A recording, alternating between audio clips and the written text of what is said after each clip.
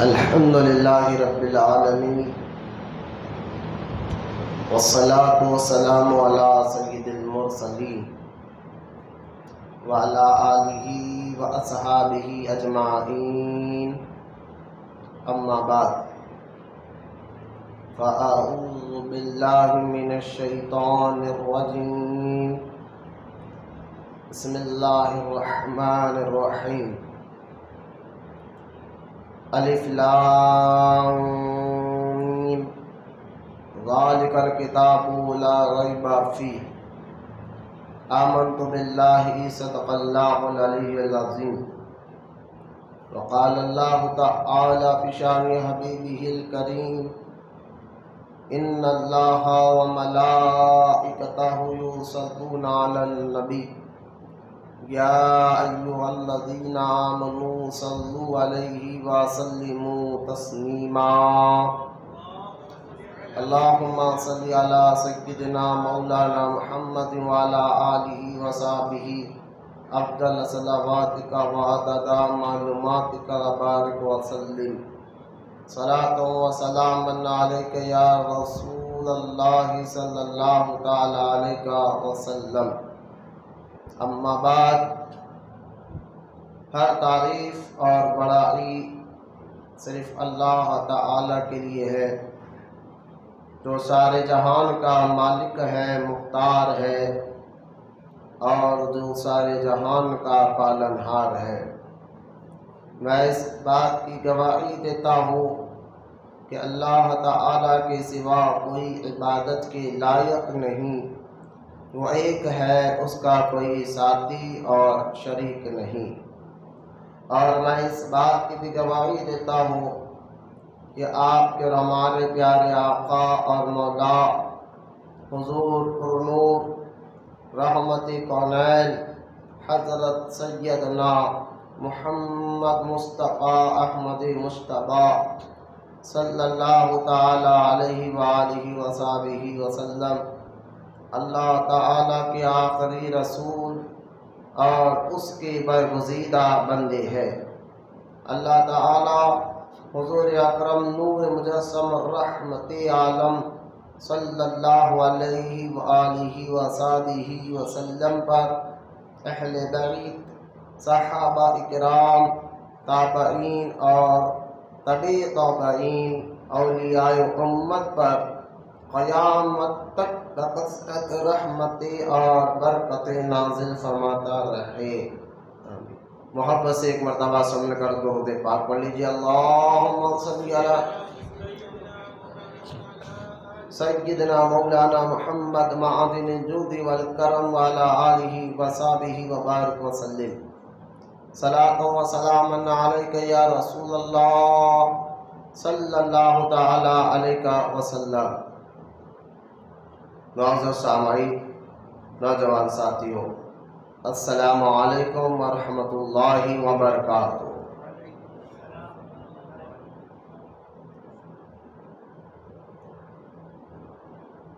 رمضان مبارک کا یہ بالکل آخری جمعہ ہے 2023 کا۔ اللہ تعالیٰ کا لاکھ لاکھ شکر احسان ہے کہ اللہ تعالیٰ نے ہمیں یہ مبارک مہینہ بھی عطا فرمایا اور یہ آخری جمعہ بھی ہمیں نصیب فرمایا۔ دعا کرتے ہیں اللہ تعالیٰ کی بارگاہ میں تمام مسلمانوں کی، ہم سب کی اللہ کی عبادتوں کو قبول فرمائے، روزوں کو قبول فرمائے، تراویحوں کو بھی قبول فرمائے، اور آخری سانس تک اللہ تعالیٰ ہی کی عبادت کرنے کی ہمیں توفیق عطا فرمائے۔ آج کا یہ ٹاپک، کیونکہ الوداع جمعہ ہے اور الحمدللہ آج سے نہیں کئی سال سے رمضان مبارک کا جو رمضان شریف کا جو مہینے کا آخری جمعہ ہوتا ہے تو ہم اس میں شان مصطفیٰ صلی اللہ علیہ وسلم ضرور بیان کرتے ہیں۔ تو آج کا بھی یہ جمعہ جو ہے انشاءاللہ میرا ٹاپک، میرا موضوع جو آپ کو سمجھانا ہے وہ قرآن اور شان مصطفیٰ صلی اللہ علیہ وسلم ہے۔ تو اس ٹاپک پر انشاءاللہ آج آپ کے سامنے بات کرنا ہے۔ لیکن قبل اس کے کہ میں اپنی بات کو شروع کروں، سب سے پہلے ہمارا آپ ہم سب کے پیارے آقا اور مولا رحمت کونین صلی اللہ تعالیٰ علیہ وسلم کی بارگاہ اقدس میں درود پاک کا نذرانہ یعنی درود پڑھنے کی فضیلت اور اہمیت کو آپ سماعت کرتے چلے۔ یوں تو درود پاک کے بے شمار فضائل احادیث مبارکہ میں موجود ہے، انہی احادیث پاک میں سے ایک حدیث مبارکہ آپ کے سامنے جو پڑھنے جا رہا ہوں، یہ حدیث مبارکہ فیضان سنت میں مولانا الیاس قادری صاحب قبلہ مقدس اللہ علی نے بھی لکھا ہے اپنی کتاب فیضان سنت میں۔ حدیث یوں ہے، اللہ کے رسول صلی اللہ تعالی علیہ وسلم نے ارشاد فرمایا کہ ہر چیز کی ایک طہارت ہوتی ہے، اور اپنے دلوں کو پاک کرنا چاہتے ہو، دل کی طہارت کرنا چاہتے ہو تو اللہ کے رسول علیہ السلام نے ارشاد فرمایا مجھ پر کثرت سے درود پاک پڑھا کرو۔ درود پڑھنے سے دل پاک ہوتا ہے، دل روح پاک ہوتی ہے، ذہن پاک ہوتا ہے۔ درود پاک کے بے شمار فضائل جو احادیث پاک میں اس میں سے بھی ہمیں پتہ چلا کہ درود پڑھنے سے باطن بھی پاک و صاف ہوتا ہے۔ اس لیے حضرت شاہ عبد الحق محدث دہلوی رحمۃ اللہ تعالی علیہ فرماتے ہیں اگر تمہیں اللہ تک پہنچنا ہے اور تمہیں بظاہر کوئی ایسا پیر نظر نہیں آتا کہ جن کے ذریعے ہم ہاتھ پکڑ کر اللہ تک پہنچ سکے، معرفت اللہ کی پہچان حاصل کر سکے، ایسا کوئی پیر تمہیں اگر نظر نہ آئے تو شاہ عبد الحق محدث دہلوی رحمۃ اللہ تعالی علیہ ارشاد فرماتے ہیں کہ اگر تم اللہ تک پہنچنے کے لیے کوئی پیر تمہیں نظر نہ آئے تو درود پاک کو ہی پڑھتے رہو، درود تمہیں اللہ تک پہنچا دے گا۔ تو درود ایک ایسا وظیفہ ہے جو ایک پیر کا کام بھی کرتا ہے۔ کتنے بے شمار واقعات پر ہمارے بزرگان دین نے درود پاک پر اپنی کتابوں میں لکھا ہے، کئی ایسے واقعات بھی ہے۔ الغرض میں اکثر یہ جمعہ میں کہتا ہوں، درود پڑھنے سے اللہ تعالیٰ گناہوں کو بھی معاف فرماتا ہے، درود پڑھنے والوں کو اللہ تعالیٰ نیکیاں بھی عطا فرماتا ہے، درود پڑھنے والوں کے اللہ تعالیٰ درجات کو بھی بلند فرماتا ہے، درود پڑھنے والوں کے اللہ تعالیٰ مشکلوں کو دور فرماتا ہے، درود پڑھنے والوں کو اللہ تعالیٰ اگر قرض دار ہے تو اس کے قرضے کو بالکل ختم ہونے کا ایک ذریعہ اللہ تعالیٰ درود پڑھنے والوں کے لیے بنا دیتا ہے۔ درود پڑھنے والے اگر بیمار ہو تو اللہ درود کی برکت سے اس کو شفا عطا فرماتا ہے۔ درود پڑھنے سے جو ہے اللہ تعالیٰ گھروں میں بھی خیر اور برکت کو داخل فرماتا ہے۔ درود پڑھنے والے کو اللہ تعالیٰ دنیا میں بھی کامیابی عطا فرماتا ہے، قبر میں بھی کامیابی عطا فرماتا ہے، اور انشاءاللہ تعالیٰ آخرت میں بھی کامیابی عطا فرمائے گا۔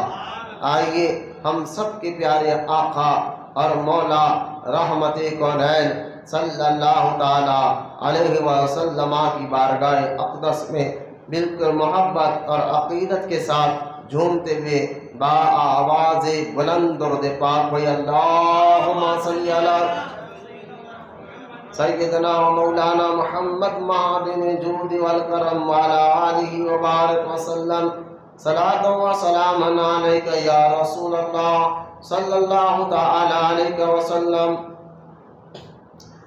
درود پاک کے فضائل کو سننے سمجھنے میں کے بعد اللہ ہمیں توفیق عطا فرمائے کثرت سے درود پاک پڑھنے کی۔ آئیے سب سے پہلے ہم اپنے موضوع قرآن اور شان مصطفیٰ پر آتے ہیں۔ جو آیت مبارکہ میں نے پڑھی ہے یہ سورہ بقرہ کی بالکل ابتدائی آیات ہے، جس میں اللہ پاک کا یہ ارشاد مبارکہ ہے الف لام میم۔ اس کا ترجمہ آج تک کسی نے نہیں کیا، صرف اس کا ترجمہ اللہ جانتا ہے اس کا معنی کیا ہے، اور اللہ کے بتانے سے ہمارے آقا صلی اللہ علیہ وسلم جانتے ہیں۔ پھر آگے اللہ تعالیٰ ارشاد فرماتا ہے ذالک الکتاب لا ریب فیہ، یہ وہ کتاب ہے جس میں کسی کو شک نہیں۔ اب کیونکہ یہ رمضان جیسا مبارک مہینہ جس میں اللہ تعالیٰ نے قرآن پاک کو بھی نازل فرمایا، میں اکثر ایک بات کہتا ہوں کہ اگر کوئی بندہ دنیا میں، ایک تو ہر مسلمان کو اللہ پر مکمل یقین ہے، بھروسہ ہے، تبھی تو وہ مسلمان بنتا کہ اللہ ہے، اس کی توحید پر بھروسہ ہے، اللہ کی ذات پر بھروسہ پورا مکمل ہے۔ لیکن میں آپ کو سمجھانے کے لیے کہہ رہا ہوں کہ اگر آپ یہ دیکھنا چاہتے کہ اللہ کی قدرت، اس کا کرشمہ، اکثر آپ نے سنا اور دیکھا ہوگا کہ فلاں جو ہے فلاں چیز ہوا میں اڑنے لگ گئی، مسجد کا مینار ہوا میں اڑنا لگ گیا، تو یہ تو ہم آج کل ویڈیوز میں انٹرنیٹ میں چیزیں دیکھتے رہتے ہیں، اب اس کی حقیقت کیا اللہ بہتر جانتا ہے۔ لیکن میں مسلمانوں کو ایک بات یہ بتانا چاہتا ہوں، اگر آپ کو اللہ تعالیٰ کے قدرت کا کرشمہ آپ دیکھنا چاہتے ہیں، اللہ تعالیٰ کی صفت کا جلوہ اگر آپ دیکھنا چاہتے ہیں، تو میں کہتا ہوں وہ آپ بالکل دیکھ سکتے ہیں، بلکہ دیکھ بھی سکتے ہیں، چھو بھی سکتے ہیں۔ اللہ تعالیٰ کی قدرت کا کرشمہ اور جو ہے اللہ تعالیٰ کی صفت کے جلوے اگر کسی میں ہے تو وہ قرآن پاک ہے۔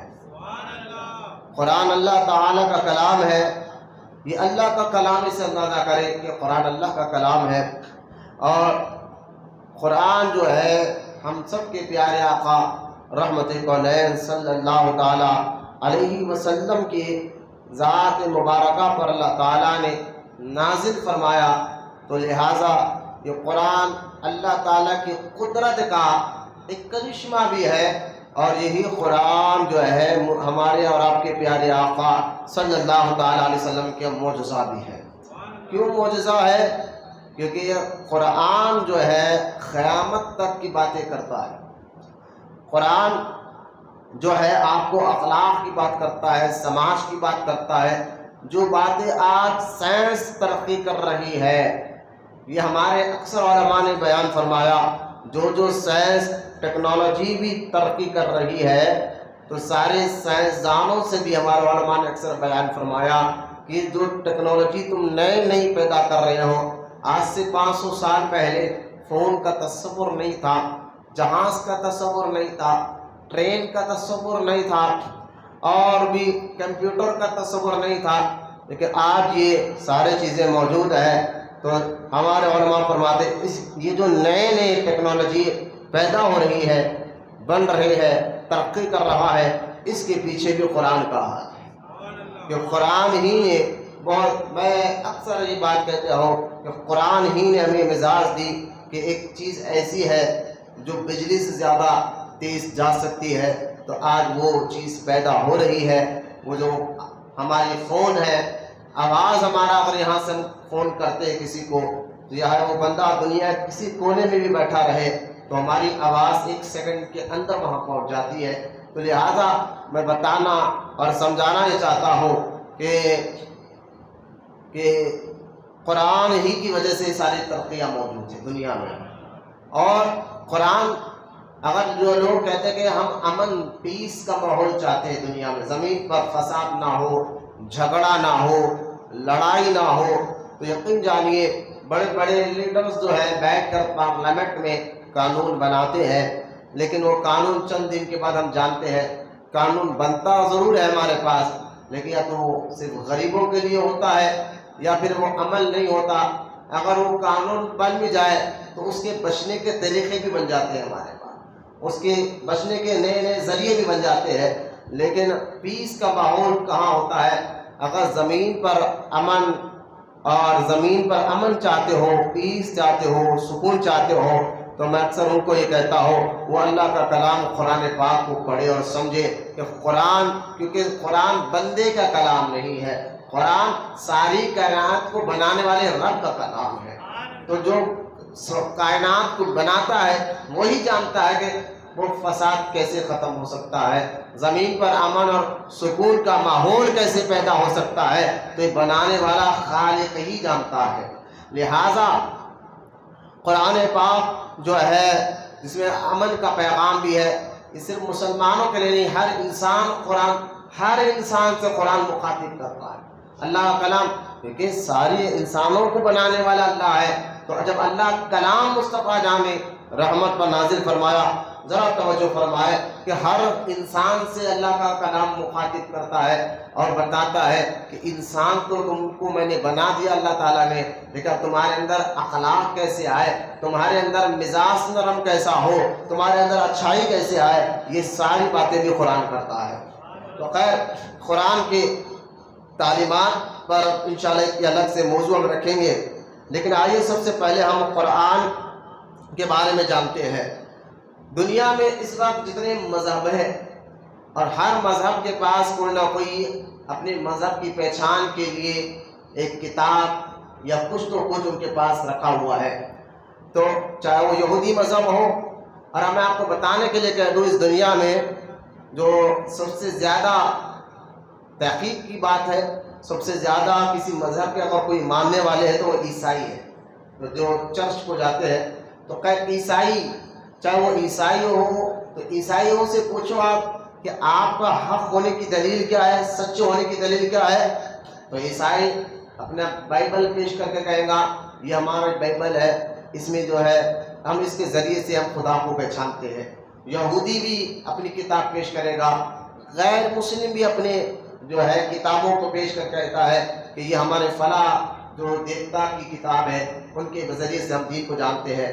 تو میں آپ کو ایک بات بتاتا ہوں، جو ہر جتنے مذہب ہے اور جن کے پاس جتنی کتابیں رکھی ہوئی ہے، وہ سارے مذہب والوں کی کتابیں ٹیبل پہ رکھ دیجئے اور ساتھ میں قرآن کو بھی رکھ دیجئے. اب قرآن اور سارے اب ایک ٹیبل ہے، مثال دے رہا ہوں میں آپ کو، ایک میز ہے اور اس میز پر کتابیں رکھی ہوئی ہے ہر مذہب والے، جس میں بائبل ہے، جس میں توراۃ ہے، تو جس میں انجیل ہے. دیکھیں، توریت اور انجیل بھی اللہ کا کلام تھا، توریت اور انجیل بھی اللہ کا کلام ہے، لیکن اب جو موجودہ یہودیوں اور عیسائیوں کے پاس جو کتاب ہے، اس میں ملاوٹ ہو چکی ہے. لہذا کیونکہ ہم اللہ کو ماننے والے ہیں، اللہ کے تمام نازل کردہ کتابوں پر بھی ہم ایمان رکھتے ہیں. مومن وہی ہوتا ہے جو اللہ کو بھی مانے، اللہ کے نبیوں، رسولوں، فرشتوں، جنت، دوزخ، اور اللہ تعالیٰ نے جو کتابیں اور صحیفے نازل کی ہے، ہم سب پر ایمان رکھتے ہیں، ہمیں یقین ہے. لیکن موجودہ کتابوں کی میں بات کر رہا ہوں جو عیسائیوں کے پاس ہے، اس میں بہت سے تبدیلیاں ہو چکی ہیں. بہت نیچے آ کر میں آپ لوگوں کو سمجھا رہا ہوں. میں سمجھتا ہوں ان باتوں سے آپ کو دقت نہیں ہونا چاہیے، پریشانی میں کہنا کیا چاہ رہا ہوں. آپ کے چہرے بھی مجھے بتانا چاہیے کہ ہاں مولانا بات سمجھ رہے ہیں، آپ کہنا کیا چاہ رہے ہیں. میں بہت آسان اردو میں آپ سے بات کر رہا ہوں. رمضان جیسا مبارک مہینہ اور آخری جمعہ ہے، تو آج اپنے ایمان اور عقیدے کو مضبوط کرتے ہوئے جائے، بالکل بے چینی ختم ہو کر اطمینان کے ساتھ بیٹھے رہے. اب میری بات کو ذہنوں میں اتارنے کی کوشش کرے، ایک زندہ لاش کی طرح نہ بیٹھے. بس کہ بیٹھ گئے آئے جائے، چہرے سے بھی بات بتائے، اپنے سب کو کہہ رہا ہوں آپ کو. لہٰذا اگر موجودہ کتابوں کو ہم ایک ٹیبل پہ رکھ دیا جائے اور رکھ کر اگر سارے کتابوں میں ہم تلاش کریں، بھائی اگر اس کی ایک مثال میں آپ کو دیتا ہوں، اگر کسی علاقے میں ایک بندہ آ جائے، ایک شخص آ جائے جس کو آپ کے محلے میں، اور آپ کو اس کو پہچانتے نہیں، وہ عجیب عجیب چالیں کر رہا ہو، تو آپ اس کو روک لیتے ہیں اور روک کر اس کو پوچھتے ہیں کہاں سے آئے، کیوں آئے، کب آئے، نام کیا ہے، کس کے پاس آئے. کچھ سوالات آپ کرتے ہیں، کیونکہ اجنبی اگر آپ کو محلے میں جب اس کی حرکتیں بھی عجیب دکھیں تو آپ برابر سوالات کریں گے. تو ہمارے محلے کا بھی نہیں ہے، پھر تیری حرکتیں عجیب ہے. تو اگر جو آپ سوالات کرتے ہیں ان سوالوں کو صحیح جواب دے دیں تو آپ مطمئن ہو جاتے ہیں. اگر وہ جواب نہ دے تو آپ یا تو اس کو پولیس کے حوالے کر دیتے کہ یہ بندہ عجیب نظر آ رہا ہے. تو یہ مثال ذہن میں رکھیں آپ. اب یہ مثال سے میں سمجھانا کیا چاہتا ہوں آپ کو کہ ایک ٹیبل پر سارے مذہبوں کی کتابیں، آج کے دور کی بات کر رہا ہوں میں، کتابوں کو رکھ دے اور رکھ کر ہم بھی اگر کتابوں سے پوچھے، چاہے وہ توراۃ ہو موجودہ دور کی، انجیل ہو، زبور ہو، جو مذہب والے کتابوں کا اگر ہم رکھ کر سامنے پوچھے کہ ذرا چلو ٹھیک ہے، یہ تمہارے کہنے کے مطابق یہ مضبوط کتاب ہے جس کے ذریعے ہم اللہ تک پہنچ سکتے ہیں، تو ہم نے کہا چلو ٹھیک ہے، ہمارے کچھ سوالات ہیں اور اس میں قرآن بھی رکھا ہوا ہے ٹیبل پہ، ہم ان سوالات کرتے ہیں ان کتابوں سے. تو اگر ہم سوالات کریں کتابوں سے کہ بتاؤ تمہارا نام کیا ہے، تو یقین جانیے، میری بات توجہ سے سنیں آپ، اگر ہم موجودہ کتابوں سے سوالات کریں جو عیسائی ہو، یہودی ہو، ہر مذہب والے کی، تو میں آپ کو سمجھانا چاہتا ہوں، اس قرآن کی سچائی پر ایک بات کرنا چاہ رہا ہوں. تو موجودہ کتابوں سے ہمیں سوال کرے کہ تمہارا نام کیا ہے، تو یہ اپنا خود کا نام کوئی بھی کتاب میں لکھا ہوا نہیں ہے. جو بھی موجود ہے لوگ وہ نام نہیں بتا سکے گا. اگر ہم دوسرا سوال ہے کہاں سے آئے، وہ نہیں بتا سکے گا. تیسرا سوال کرے کس کے پاس آئے، وہ نہیں بتا سکے گا. چوتھا سوال کرے کیوں آئے، وہ بتا نہیں سکے گا. پانچواں سوال کرے کب آئے، یہ بھی بتا نہیں سکے گا. تو ساری کتابیں جو یہ دعویٰ کرتے ہیں، دعویٰ کرتے کہ یہ ہر مذہب والا کہ یہ اللہ کا کلام ہے، ہم اوپر تک پہنچنے، اللہ تک پہنچنے کے ذریعے ہے، لیکن خدا کے قسم اب موجودہ کتاب کوئی آپ کو جواب نہیں ملے گا. لیکن اسی ٹیبل پہ جو رکھا ہوا قرآن ہے، اور ہم قرآن سے پوچھتے ہیں تو بھی تو اللہ کا کلام ہے، اب تو بتا. کچھ سوالات ہم تجھ سے بھی کرتے ہیں، سب نے تو جواب نہیں دیا. اب ہم قرآن سے پہلا سوال کرتے ہیں، قرآن تو بتا تیرا نام کیا ہے. بائبل نے موجودہ بائبل، پھر کہہ رہا ہوں کہ میں توریت اور انجیل پر ہم ایمان لاتے ہیں، لیکن موجودہ یہودیوں اور عیسائیوں کے پاس جو توریت انجیل ہے اس میں ملاوٹ ہو چکی ہے، بدل ہے. ایک سوائے قرآن کے قیامت تک اس کو کوئی بدل نہیں سکتا. کیوں؟ کیونکہ اس کی حفاظت کی ذمہ داری اللہ تعالیٰ نے اپنے ذمہ کرم پر لی ہے. اب میں موجودہ کتابوں نے تو کوئی جواب ہی نہیں دیا. اب میں نے ابھی بتایا جب کوئی صحیح سوالات کا جواب نہ دے تو آپ شک میں آ کر اس کو کیا کرتے آپ کو معلوم ہے، کوئی جواب نہیں ملے گا. موجودہ جو اپنے مذہب کی کتابوں کا دعویٰ کرتے ہیں، میں بہت نیچے آ کر آپ کو بات سمجھا رہا ہوں، غور کرے. اب ہم نے قرآن سے سوال کیا، اب قرآن تو بھی تو اللہ کا کلام ہے. اب ہمارے چند سوالات کے جوابات دے. ہم نے قرآن سے پہلا سوال کیا تیرا نام کیا ہے، تو قرآن میں خود جواب ملتا ہے. نام کیا ہے تو قرآن جواب دیتا ہے. تیسرے بارے میں اللہ تعالیٰ، تیسرے بارے میں اللہ کا کلام خود جواب دیتا ہے، بل ہوا قرآن مجید. یہ آیت ہے، بل ہوا قرآن مجید، میرا نام قرآن ہے. پھر ہم نے جب نام صحیح بتا دیا، ہم نے دوسرا سوال کیا قرآن سے کہ تم آئے کہاں سے، تم آئے کہاں سے. تو قرآن میں یہ بھی آیت موجود ہے، تنزیل من رب العالمین. محبت سے سبحان اللہ بولتے تھے. تنزیل من رب العالمین، میں اللہ کی جانب سے آیا ہوں. اب تیسرا سوال ہم نے قرآن سے کہا، نام بتا دیا، کہاں سے آیا یہ بھی بتا دیا. اب تیسرا سوال ہم نے قرآن سے کہا، ذرا یہ تو بتائے کس کے پاس آئے، کس کے پاس آئے. تو قرآن کہتا ہے نزل علی محمد، مصطفیٰ جان رحمت پر نازل ہو، ہمارے نبی کے سینے مبارک پر اترا ہو. اب ہم نے جب تینوں سوالات کے جواب ملے، ہم نے چوتھا سوال قرآن سے کہا، اچھا اللہ کے جانب سے آئے ہو، تمہارا نام قرآن ہے، تم مدینے والے آقا پر نازل ہوئے ہو، ذرا یہ تو بتاؤ آئے کس لیے ہو، آئے کس لیے ہو. تو قرآن یہ بھی جواب دیتا ہے، ہدی للناس، میں لوگوں کو ہدایت دینے کے لیے آیا ہوں، انسانوں کو ہدایت دینے کے لیے آیا ہوں. غور سے سنیں آپ کہ قرآن کے ذریعے ہی انسانوں کو ہدایت ملتی ہے. تو ہدی للناس، تو قرآن کہتا ہے میں لوگوں کو ہدایت دینے کے لیے آیا ہوں. ہم نے کہا ٹھیک ہے، اب اور ایک سوال کا جواب دو، آئے کب، نام بتا دیا، کس کے کہاں سے آئے یہ بتا دیا، کس کے پاس آئے یہ بتا دیا، کیوں آئے یہ بھی بتا دیا. اب پانچویں سوال کا جواب دو قرآن کہ آئے کس، کب آئے، یعنی کون سی تاریخ میں آئے، کون سے مہینے میں آئے. تو قرآن وہ بھی جواب دیتا ہے، شہر رمضان الذی انزل فیہ القرآن. قرآن کو بھی جواب دیتے رہے، کہتا ہے میں رمضان جیسے مبارک مہینے میں آیا ہوں. اب دیکھیں بات، اب غور کریں کہ اب ہم نے آخری سوال قرآن سے کیا، ٹھیک ہے ذرا یہ بتایا رمضان مبارک میں دن میں آئے ہو یا رات میں آئے، دن میں آئے یا رات میں آئے. جیسا مہمان کو کب آئے، تو لہٰذا قرآن سے کہتے کب آئے، دن میں آئے یا رات میں آئے. تو قرآن اس کا بھی جواب دیتے ہوئے کہتا ہے انا انزلناہ فی لیلۃ القدر وما ادراک ما لیلۃ القدر، میں شب قدر کی رات میں آیا ہوں. یہ سارے جوابات قرآن ہمیں عطا فرماتا ہے. اس لیے میں نے آیت پڑھی ہے ذالک الکتاب لا ریب فیہ، یہ وہ کتاب ہے جس میں کسی کو شک نہیں ہے. تو قرآن میں ہر چیز کی معلومات اللہ پاک نے قرآن میں رکھا ہے، کیونکہ قرآن پھر سے ذہنوں میں اپنے دباؤ دے، دماغ میں بات فکس کر لے کہ قرآن بندے کا بنا ہوا نہیں، رب کا کلام ہے. اور رب کون؟ تو ساری کائنات کو بنانے والا رب، وہ تو ہر چیز کا جاننے والا ہے. تو اللہ کا کلام ہے اور حضور پر نازل ہوا ہے، اور اس میں اللہ تعالیٰ نے ہر چیز کی باتیں جمع کر دی ہے. اب میں آگے بڑھنا چاہتا ہوں.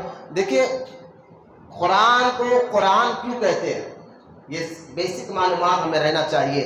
آج جو ہے کیونکہ قرآن سب سے زیادہ انصاف کی بات قرآن ہی کرتا ہے، سچ کی بات قرآن ہی کرتا ہے، ہدایت کی بات قرآن ہی کرتا ہے. تو اب جو حالات حال حال میں آپ نے سنا اور دیکھا ہوگا انٹرنیٹ میں، ڈینمارک میں، یورپین ممالک، جو لوگ کہتے ہیں کہ یورپ میں انسانوں کی عزت ہے، انسانوں کی قدر ہے. تو میں کہتا ہوں جو آج حال حال میں گزشتہ مہینے میں آپ نے دیکھا ہوگا پیپر میں بات چھپی، بلکہ حکومتی سطح پر یورپین نے قرآن پاک کو معاذ اللہ اس کی اہانت کی، یعنی اس کی عزت نہیں کی بلکہ اس کو جلا کر بتا. میں کہتا ہوں اس کو تم لوگ قرآن کو جلا رہے ہو، معاذ اللہ جلا کر تم کیا ثابت کرنا چاہتے ہو؟ اگر تمہاری نظر میں معاذ اللہ تمہاری نظر میں قرآن کچھ ہے ہی نہیں، اگر گوروں کی نظر میں آپ کو ایک آسان سی بات سمجھا رہا ہوں، اگر ان کی نظر میں قرآن کچھ ہے ہی نہیں تو تم ہمت ہے تو قرآن کے مقابلے میں دوسری کتاب لا کر بتاؤ نا. سچ تو یہ ہے کہ تم جو ہے تمہاری نظر میں معاذ اللہ قرآن کچھ ہے ہی نہیں، تم قرآن کو جلا رہے ہو. جلانے سے کچھ نقصان ہونے والا نہیں، لیکن میں بتانا یہ چاہتا ہوں کہ قرآن کو جلا کر تم کیا ثابت کرنا چاہتے ہو. یہ کہ قرآن کو جلانے سے کیا معاذ اللہ سما معاذ اللہ قرآن کے ماننے والے، قرآن کے چاہنے والے کا مجھے نہیں، ایسا نہیں ہے. بلکہ اگر کوئی سچا آدمی ہوتا تو وہ کہتا ٹھیک ہے میں اس سے اچھا کلام بتاتا ہوں، اس سے اچھی کتاب بتا، تو لہٰذا وہ اچھا کلام یا اچھی کتاب بنا کر بتاتا. لیکن قیامت تک یہ قرآن کا چیلنج ہے. خود اللہ نے قرآن میں بھی آگے بتاؤ، خود اللہ نے فرمایا میں چیلنج کرتا ہوں. اللہ قرآن میں کہتا میں چیلنج کرتا ہوں اس بات کا کہ تم لوگ سارے لوگوں کو ملا لو اور ملا کر میرے قرآن تو دور کی بات ہے، میرے کلام کی ایک آیت کی جیسی دوسری آیت بنا کر بتا دو. قرآن کا چیلنج حضور کے دور میں تھا اور آج بھی ہے. آج بھی دنیا میں کوئی ایسی کتاب بنی ہی نہیں، دنیا میں کوئی ایسی کتاب بنی ہی نہیں جو قرآن کا مقابلہ کر سکے. لہذا کیوں؟ کیونکہ دنیا میں جو کتابیں بنے گی وہ بندوں کے لکھے ہوئے ہیں، بندے کہاں میں کہیں جا کر غلطی کرتے ہیں. لہذا قرآن رب کا کلام ہے. تو اب یہ جو قرآن جلا رہے ہیں یورپ والے، میں کہتا ہوں قرآن کو جلا کر الٹا تم جو ہے نا یہ بات کا ثبوت دے رہے ہو کہ ہم نے اس سے سچی کتاب کوئی دیکھی نہیں. جب آدمی کا بھوکلا جاتا ہے نا تو الٹ پلٹ کاما شروع کر دیتا ہے. تو قرآن جلا کر تم معاذ اللہ قرآن کی بے عزتی نہیں بلکہ یہ ثابت کر رہا ہوں لوگوں کے سامنے کہ قرآن جیسی کتاب ہماری نظر میں ہے ہی نہیں ہے. سچی کتاب قرآن جیسا کلام ہماری نظر میں کوئی ہے ہی نہیں. اگر وہ ہوتی تو جلاتے نہیں، دوسری کتاب لا کر بتاتے اور کہتے کہ یہ دیکھو یہ کتاب تو قرآن سے بھی اچھی معاذ اللہ. لیکن تم کیا قیامت تک کوئی انسان ایسا پیدا نہیں ہو سکتا. خود رب کا چیلنج ہے کہ قرآن کو جیسا کوئی ایک آیت بھی نہیں بنا سکتا کیونکہ یہ رب کا کلام ہے. اب قرآن کو قرآن کیوں کہتے ہیں ذرا توجہ کریں. آپ مسلمان ہیں، ہم تو آج جو ہے قرآن سے معلومات قرآن سے اتنی دور ہو چکے ہیں. یا تو قرآن ہم کس لیے استعمال کرتے ہیں، یا بیٹی کی شادی میں قرآن کو سر پر رکھنے کے لیے ہم استعمال کر رہے ہیں، یا پھر کاروبار ہو یا دکان کی اوپننگ ہو تو ہم قرآن پڑھنا چاہتے ہیں اور قرآن کی ختم قرآن کو ہم تب یاد آتا ہے، یا کسی کے انتقال میں یاد آتا ہے. اگر کوئی مر جائے تو ختم قرآن کرانے کے لیے ہمیں قرآن یاد آتا ہے. اور سب سے اہم وجہ قرآن سے لوگ جو دور ہو رہے ہیں نا، وجہ کیا ہے یہ تو میں آپ کو بتا رہا ہوں. ایک تو معلومات نہیں ہے، دوسرا قرآن. کیونکہ اگر بندہ تھوڑی دیر کے لیے اپنے آپ میں سوچے ہمیشہ یہ بات کہ بندہ یہ خیال کر لینا کہ یہ جس کی میں عبادت کرتا ہوں، ساری دنیا جس کی عبادت کرتی ہے، ساری دنیا جو اس نے بنائی ہے، زمین ہو، آسمان ہو، چاند، تارے، سورج، ساری کائنات کو جس نے بنایا ہے، اس رب کا قرآن کلام ہے۔ یہ اگر سوچ تو اپنے میں کتنی بڑی بات ہے، اور وہ کلام ہے، تو آج ہم اس کو کس طرح استعمال کر رہے ہیں؟ ہمیں بیسک معلومات تک قرآن کے لیے، مسلمان ہیں، برسوں ہو گیا کلمہ پڑھ کر، یا تو پیدائشی طور پر گھروں میں مسلمان پیدا ہوئے ہیں، لیکن ہمیں قرآن پر کوئی ریسرچ نہیں ہے، نہ قرآن کی معلومات ہم معلوم کر سکے۔ اگر کوئی مجمع میں کوئی غیر مسلم کسی عام مسلمان سے یہ پوچھ لینا قرآن کا معنی کیا ہے، تو ہمارے ذہن میں نہیں آتا۔ ہم تو قرآن ہی سنتے ہیں، اس کا مطلب کیا ہے، معنی کیا ہے، ہم اس سے توجہ نہیں دیتے۔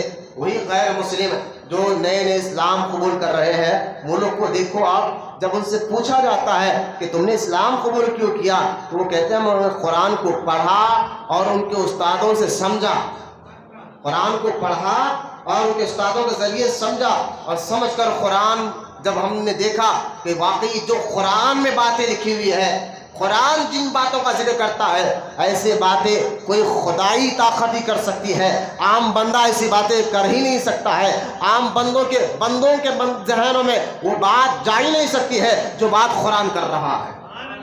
بولے یار محبت سے سبحان اللہ۔ میں کیا کہنا چاہتا ہوں کہ قرآن جو باتیں کرتا ہے، وہ باتیں جو ہے نا عام انسان کیا، دنیا کوئی انسان ایسی باتیں نہیں کر سکتا جو قرآن کر رہا ہے۔ لہٰذا آج جو قرآن سے دوری ہے، یا تو ہم موتاؤں میں یاد کرتے ہیں، یا تو گھر برانی میں یاد کر رہے ہیں، یا دکان کی اوپننگ میں یاد کر رہے ہیں، یا بیٹی کی شادی پہ جو ہے سر پہ رکھنے کے لیے یاد کرتے ہیں، یا خالی جو ہے وہ جو ہے ایک تابدان میں اٹھا کر رکھ دیتے ہیں، یہ ہمارا حال ہے۔ اور اس کی ایک اور وجہ، قرآن سے جو لوگ دور ہو رہے ہیں، اس کی ایک وجہ ڈھونگی بابا لوگ بھی ہیں۔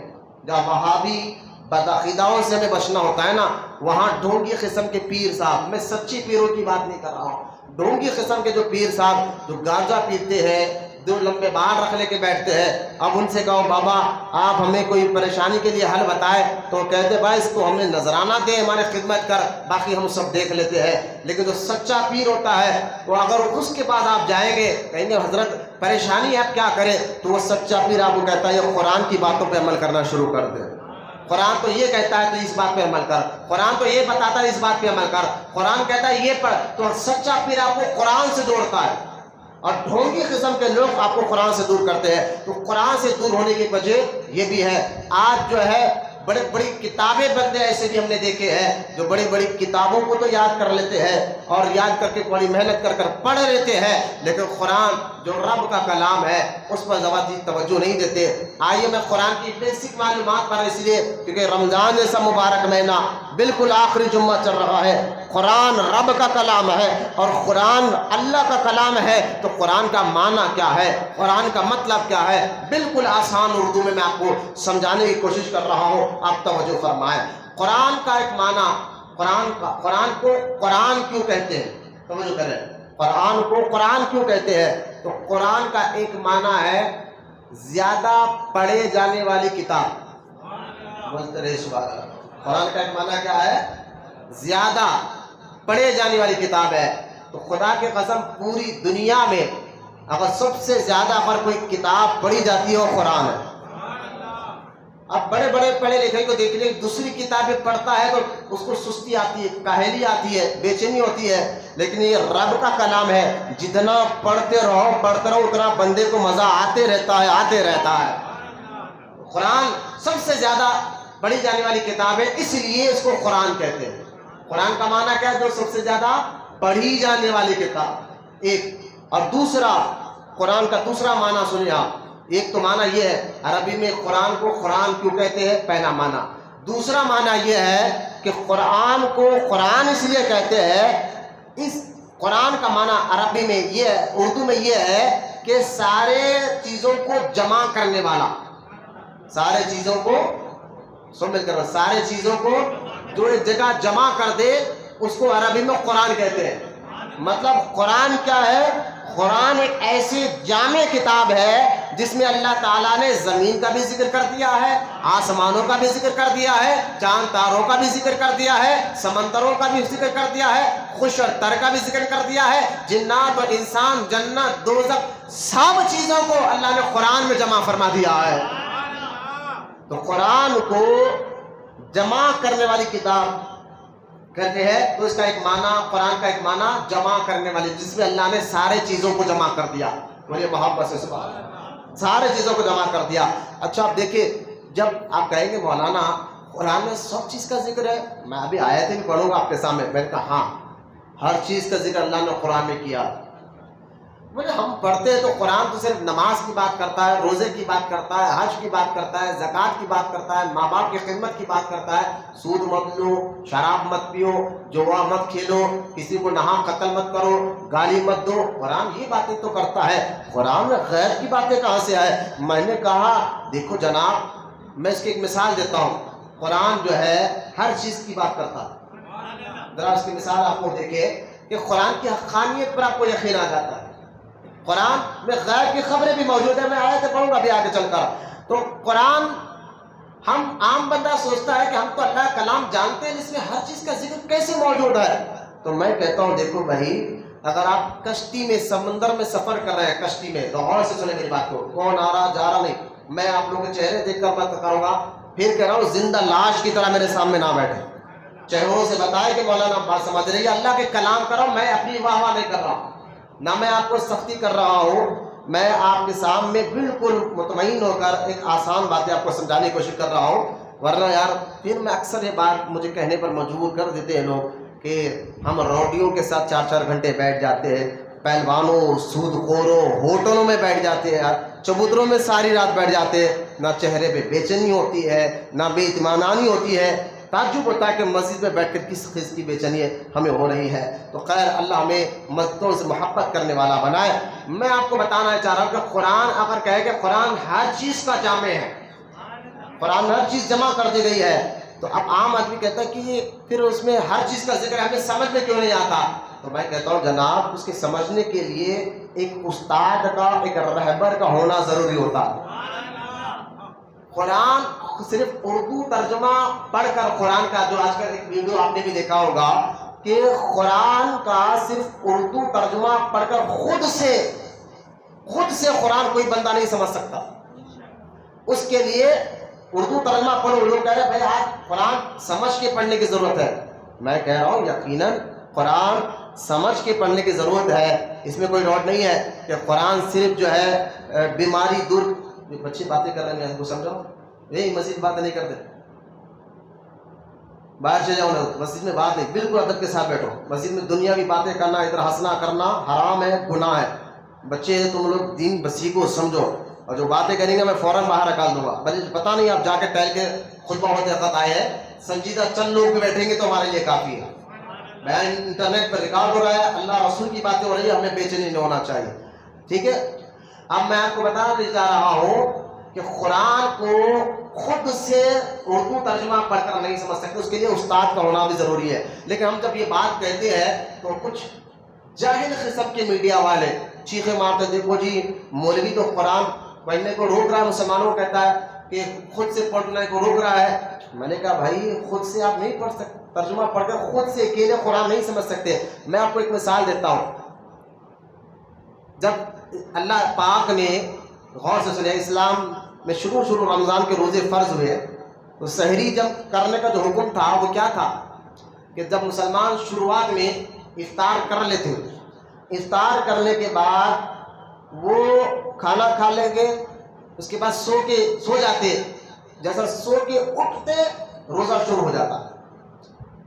اب غور سے سنیں، سو کے اٹھنے کے بعد روزہ شروع ہو جاتا، چاہے وہ بندہ افطار کر کے سو جائے یا عشاء کی نماز پڑھ کر سوئے، لیکن سو کے اٹھے تو پھر روزہ شروع ہو جاتا تھا. یہ شروعات میں تھا اسلام.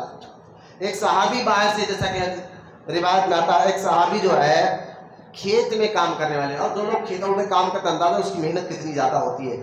کھیت میں کام کر کر آئے گھر، اپنی بیوی سے کہا افطار کر کر آئے، رمضان شریف کا مہینہ تھا، کھانا بنانے گئے. آپ کی بیوی محترم کھانا بنائے تک آپ تھکے ہوئے تھے، کھیت سے کام کر کر آئے تھے، اچانک سو گئے. اب سو گئے تو کیا حکم تھا؟ جیسے ہی سو کے اٹھ گئے، ابھی جو ہم رات بھر کھاتے نا سحری تک، پہلے اسلام میں ایسا نہیں تھا، جیسا سو گئے روزہ شروع ہو جاتا اس سونے والے بندے کا. اب سو کے اٹھے، بیوی نے کہا آپ کیا کریں؟ بولا اب تو میرا روزہ شروع ہو گیا، میں کچھ نہیں کھا سکتا اگلے دن افطار تک. وہ تو عشاء سے پہلے سو گئے تھے نا. اب دوسرے دن افطار تک وہ جب پھر کھیتوں میں کام کر آیا بے ہوش ہو کر گر گئے. جب یہ معاملہ اللہ تعالیٰ نے دیکھا تو سورہ بقرہ میں اللہ نے آیت نازل فرمائی. اللہ نے فرمایا اب ایک کام کرو میرے بندو، سحری تک کھاتے رہو. اب یہ حکم بدل گیا اور سحری تک کھانے کے لیے اللہ نے قرآن میں آیت کیا اتاری سورہ بقرہ میں.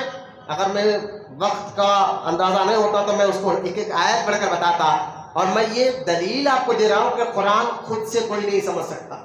یہ سمجھانے کے لیے واقعہ سنا ہوگا، غور سے سنیں آپ، تاکہ میڈیا والوں کی باتوں میں آ کر یہ جاہل قسم کے کئی کا میڈیا مجھے بتائے جو جھوٹ کو پروموٹ کرتا ہو ہمیشہ، جو غریبوں کو دباتا ہو، سیٹ لوگوں کو چھوڑ دیتا ہو، جو محلے کے لیڈروں کونسلروں سے آنکھ میں آ کے بات کرنے کی نہیں رہتی ان کی، لیکن جو ہے وہی کوئی غریب کوئی معاملہ کر دے تو انٹرنیٹ میں یہ تو یہ کر دیا، بار بار ویڈیو چلاتے ہو.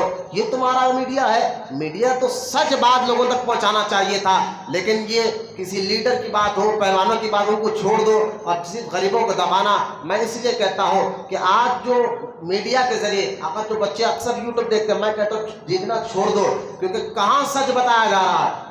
سارا میڈیا جھوٹ سے بھرا پڑا ہے، الا ماشاءاللہ چاہے ایک آدھ ہوگا. تو لہٰذا ان کی باتیں سن کر اپنا ذہن خراب ہے، لہٰذا ان کو باہر کا باہر چھوڑو. اب غور کرنے کی بات یہ ہے، تب یہ آیت نازل ہوئی کہ اللہ پاک نے فرمایا اس وقت تک کھاؤ پیو جب تک، سورہ بقرہ کی آیت ہے، اس وقت تک کھاؤ پیو جب تک کالا تاغا سفید نہ ہو جائے. یہ مثال اللہ نے قرآن میں سورہ بقرہ میں دی، کالا تاغا سفید نہ ہو جائے تب تک کھاؤ پیو. مجھے بتائیے قرآن عربی میں اترا اور سارے صحابہ کی زبان کیا تھی؟ عربی تھی نا. پیدائشی طور پر وہ عربی تھے، عربی جانتے تھے، عربی بول چال کو جانتے ہیں. لینگویج ہم جو پیدائشی حیدرآبادی ہے تو ہم حیدرآبادی زبان کو اچھی طرح سے جانتے ہیں، ہمیں سکھانے کی ضرورت نہیں پڑتی ہے نا.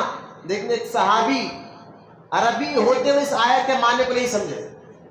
اب دیکھیے ہوا کیا، جب اللہ کا حکم ہوا کہ اس وقت کھاتے رہو جب تک کالا تاغا سفید نہ ہو جائے.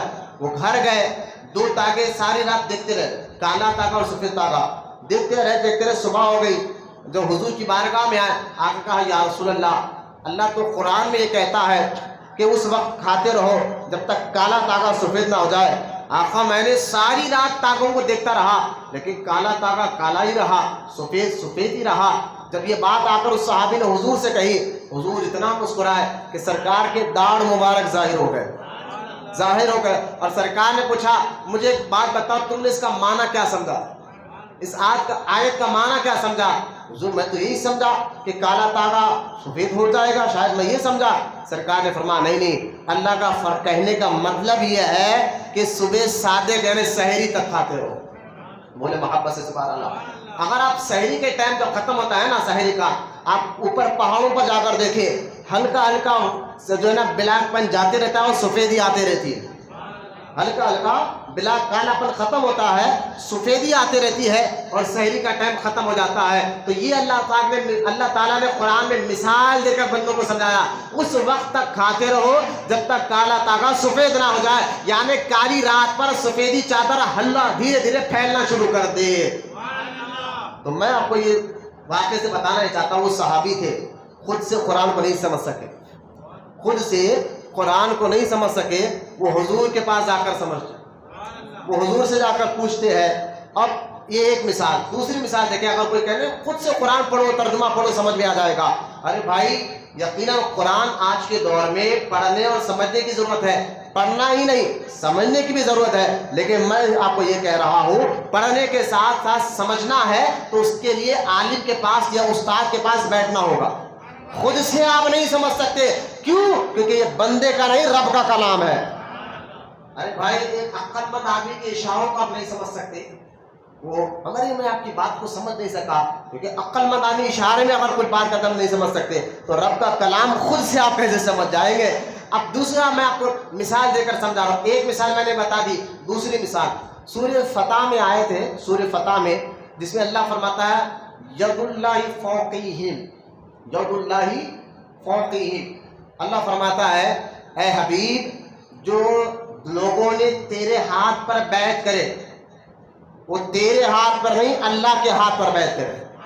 بولے محبت سبحان اللہ. اب مجھے بتائیے جو آپ ہم کلمہ پڑھ کے برسوں الحمدللہ ہمارے کسی کی عمر یہاں 50 سال بھی ہے، 20 سال 30 سال کے بچے بھی یہاں بیٹھے ہیں، مجھے بتائیے آپ اتنا تو آپ کو معلوم ہے نا کہ اللہ کا جسم نہیں؟ کوئی اللہ کو جسم مانتا نہیں؟ اب سن مل کر اللہ کو جسم ہے، کیونکہ اللہ جسم جسمانیت سے پاک ہے. اللہ جسم اس لیے ہمارے بزرگان دین کہتے ہیں اوپر والا یہ لفظ بھی مت کہو. کیوں؟ کیونکہ اللہ اوپر نیچے دائیں بائیں سے بھی پاک ہے. اگر اوپر والا کہو گے تو یوں سمجھو کہ ہم جگہ فکس کر دی، کیونکہ ہم بیٹھنے کے لیے ہم بندے جگہ کے محتاج ہیں. زمین نہیں رہی تو ہم بیٹھے گے کہاں؟ ٹھیک ہے، بیٹھنے کے محتاج ہم ہیں جگہ کے، لیکن اللہ کسی چیز کا محتاج نہیں ہے. تو اب مجھے بتائیے اللہ جگہ کا محتاج نہیں، اللہ تعالیٰ جسم سے پاک ہے. یہ ضرور یاد رہے. اگر کوئی بندہ اللہ کے بارے میں یہ خیال رکھتا ہو اپنے ذہن میں کہ اللہ کا بھی جسم ہے، ہاتھ ہے، پیر ہے، کان ہے، زبان ہے، سب ہے، تو وہ دین سے باہر ہو جائے گا، کیونکہ اللہ جسم جسمانیت سے پاک ہے.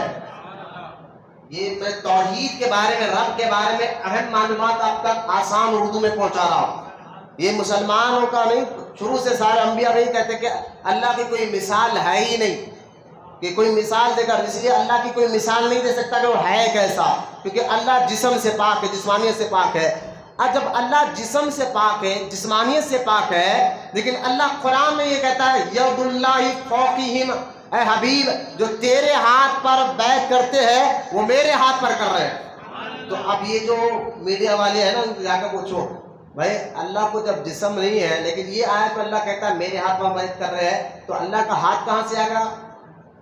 خود ترجمہ میں لکھا ہوا ہے بھائی سورہ فتح میں، پھر اللہ کا ہاتھ کے بارے میں اللہ خود قرآن میں کہہ رہا ہے.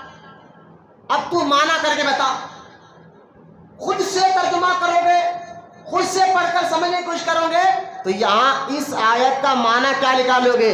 اگر آپ یہ نکالیں گے اللہ کا ہاتھ ہے تو آپ دین سے باہر ہو جاؤ گے، کہ اللہ ہاتھوں سے پاک، جسم سے پاک ہے. پھر لیکن اللہ نے اپنے کلام میں ہاتھ کا ذکر کیا ہے، تو معنی کیا نکالو گے؟ تو آپ کو علماء کے پاس آنا ہوگا، وہ بتائیں گے کہ جو اللہ اس آیت میں کہہ رہا ہے نا کہ یہ آیت میں کہ اللہ کے ہاتھ پر بیعت کر رہے ہیں، پہلے تو یہ آیت متشابہات ہے. دوسرے لفظ میں کہوں کہ اللہ جو ہاتھ کا ذکر قرآن کی آیت میں کر رہا ہے یہ قدرت والے ہاتھ ہے، قدرت والے ہاتھ ہے.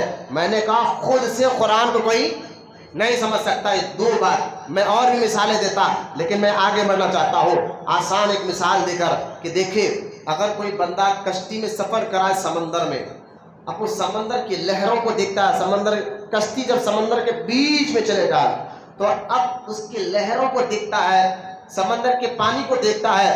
لیکن اگر میں کسی بندے سے کہوں کہ جناب جو کشتی جا رہی ہے آپ کو معلوم ہے کہ اس وقت موسم کا حال کیا ہوگا؟ سمندر کے بیچ میں پانی کتنے فٹ نیچے ہے، ڈاؤن ڈیپ کتنا ہے، اور یہ سمندر کی لہریں شانت ہے یا اس میں طوفان آ سکتا ہے، وہ کہے گا جناب میں یہ ساری باتیں نہیں جانتا، میں صرف ایک آدمی کو سوار کر رہا ہوں، اور یہ ساری باتیں اگر آپ کو جاننا ہے کہ ہم کشتی جا رہی ہے، کشتی کی اسپیڈ کتنی ہے، سمندر کا ڈیپ کتنا ہے، باہر کا موسم کیسا ہے، پانی کا رودھان کیسا ہے، تیز ہے، ہوائیں تیز ہے، پانی کی لہر تیز ہے، یہ ساری باتیں کشتی میں بیٹھنے والا ہر شخص نہیں بتا سکتا.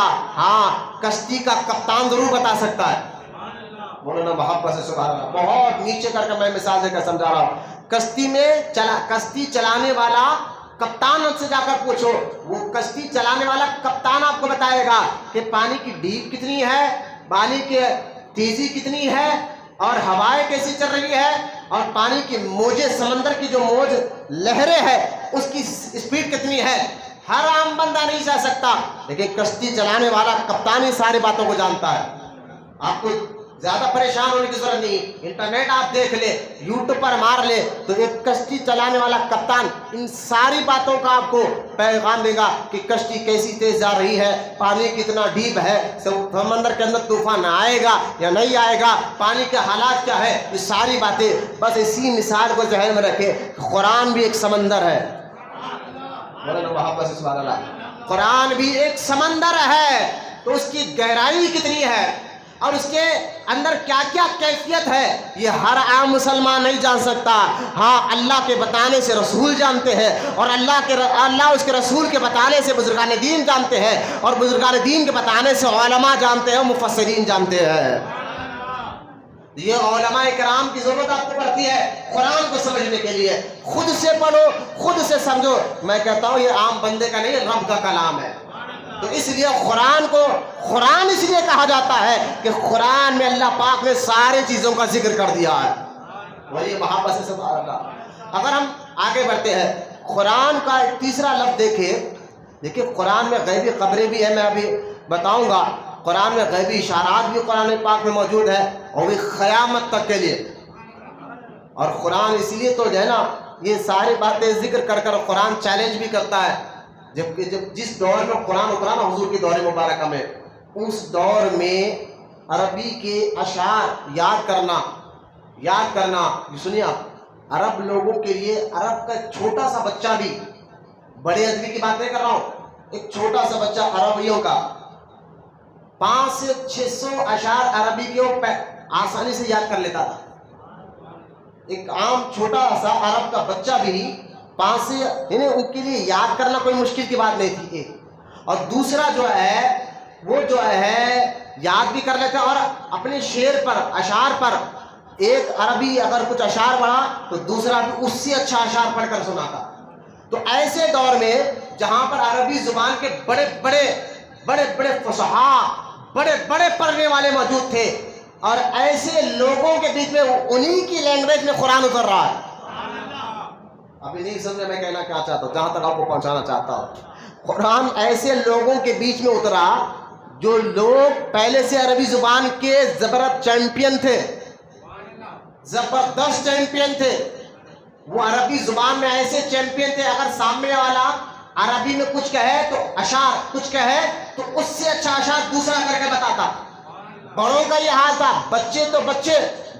بڑوں تو بڑے بچوں کا یہ حال تھا کہ وہ عربی زبان کو اچھی طرح سمجھتے تھے, جانتے تھے اور کئی 100 اشعار وہ بڑے اپنے ذہنوں میں یاد رکھتے تھے. بچوں کا یہ حال تھا, بڑوں کا یہ حال تھا. ایسے لوگ ہو اور انہی کے لوگوں کے بیچ میں اللہ کا کلام انہی کی لینگویج میں, انہی کی زبان میں, عربی زبان میں اترے اور اترنے کے بعد وہ سارے عرب لوگ خاموش ہو گئے اور اس کا جواب نہ دے سکے.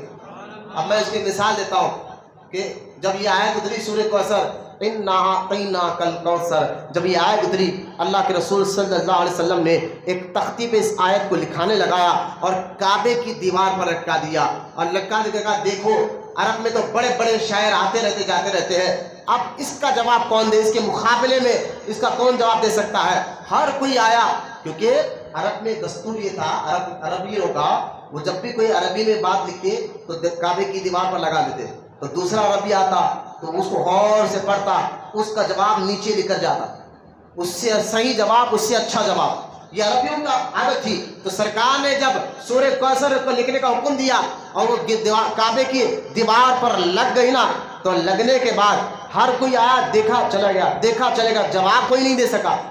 آخر میں ایک بوڑھا عربی آیا, بوڑھا تجربے کار اور بڑا زبردست شاعر تھا, وہ عربی زبان عربی لینگویج کا زبردست جاننے والا. جب یہ بوڑھا عربی آیا نا, وہ آیا غور سے اس تختی کو دیکھا, صحابہ دور سے دیکھ رہے ہیں. دیکھنے کے بعد اس نے قلم لیا اور قلم لے کر جو ہے نیچے لکھ کیا, کچھ لکھا, چلا گیا. جب صحابہ نے جا کر دیکھا اس نے لکھا کیا, جو اس کے نیچے لکھا تھا, اوپر تو کلام لکھا تھا نا اللہ کا سورہ کوثر اِنَّا أَعْطَيْنَاكَ الْكَوْثَرَ, اور نیچے اس بوڑھے آدمی نے لکھ رہا تھا کہ یہ بندے کا کلام ہو ہی نہیں سکتا ہے. یہ تجربے کار لوگ بھی جانتے تھے. حضور جب قرآن پڑھتے تھے تو بھائی قرآن ان کی زبان میں عربی پڑھ رہے ہیں, تو بڑے مشرکین جانتے تھے کہ یہ جو پڑھ رہے ہیں پھر کیوں.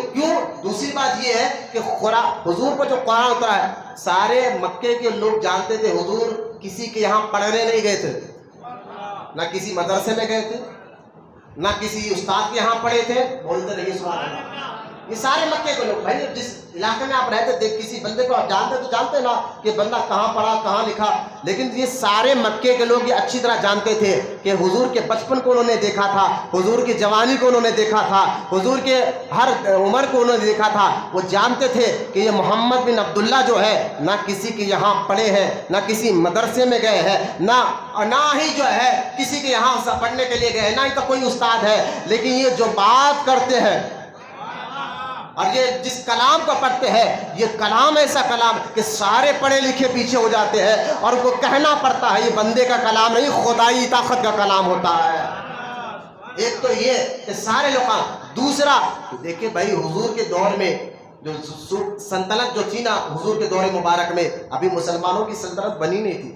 حضور تو ابھی اعلان نبوت کر رہے تھے, ابھی تو دھیرے دھیرے لوگ اسلام قبول کر رہے تھے. ایک پہچان الگ سے مسلمانوں کی پورے دنیا میں ملک کے شان میں, جیسے ملک کئی ملک بنے ہوئے ہیں پاون ملک مسلمانوں کے, لیکن حضور کے دور میں ابھی اسلام پھیل رہا تھا, ابھی ملک بنا نہیں, مسلمانوں کی پہچان نہیں تھی. لیکن وہ باتیں جو ملک بنے ہوئے تھے وہ عیسائیوں کے ملک تھے, وہ یہودیوں کے ملک تھے, جو خود ایک امپائر تھے اپنے علاقے میں. یہ سمجھے اپنے کئی سو سال سے وہ بادشاہت کرتے آ رہے تھے, عیسائی اور یہودی. اور عیسائی عیسیٰ علیہ السلام کو مانتے ہیں, یہودی موسیٰ علیہ السلام کو مانتے ہیں. اب اللہ کے رسول صلی اللہ علیہ وسلم پیدا مکے میں ہوئے, بڑے مکہ میں ہوئے, کبھی یہ ایران عراق ابھی گئے نہیں تھے حضور, نہ عیسائیوں سے ملاقات کی تھی نہ یہودیوں سے ملاقات کی تھی. لیکن ان کے خود کی ایک پہچان تھی عیسائی یہودیوں کی, کیونکہ وہ لوگ سلطنت کے بادشاہ تھے, راجا تھے حضور کے دور مبارک میں. لیکن قرآن اتنا سچا کلام ہے, اللہ پاک نے جب قرآن اتارا تو عیسیٰ علیہ السلام کے بارے میں عیسائی یہ جانتے تھے کہ عیسائی کا عقیدہ یہ تھا کہ وہ اللہ کے بیٹے ہیں. بعض عیسائی کہتے نہیں ان کو صلیب پہ چڑھا دیا گیا ہے. بعض عیسائی یہ کہتے تھے کہ نہیں وہ آسمان جو ہے قتل کر دیے گئے ہیں. تو ساری باتوں عیسائی خود عیسیٰ علیہ السلام کے بارے میں صحیح معلومات نہیں رکھتے تھے. لیکن میرے آقا پر قرآن اترا اور قرآن کے ذریعے اللہ تعالیٰ نے عیسائیوں کے سارے عقیدے کو کھول کر رکھ دیا, یہودیوں کے سارے عقیدے کو کھول کر رکھ دیا.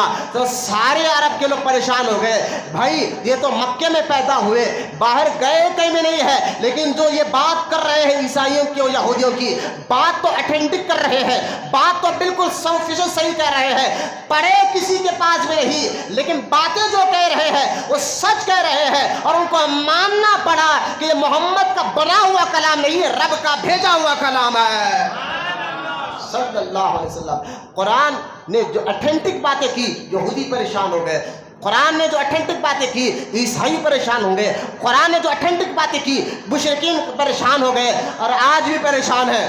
اس لیے آج بھی اس کا کوئی جواب نہیں دے سکتے. جب جواب نہیں بن رہا ہے تو قرآن جلا رہے ہیں. میں نے کہا اگر جواب بن رہا ہے تو تمہارے ماں نے ایسے کسی بچے کو جنا ہے تو قرآن جیسی ایک آیت نکال کر بتا دے.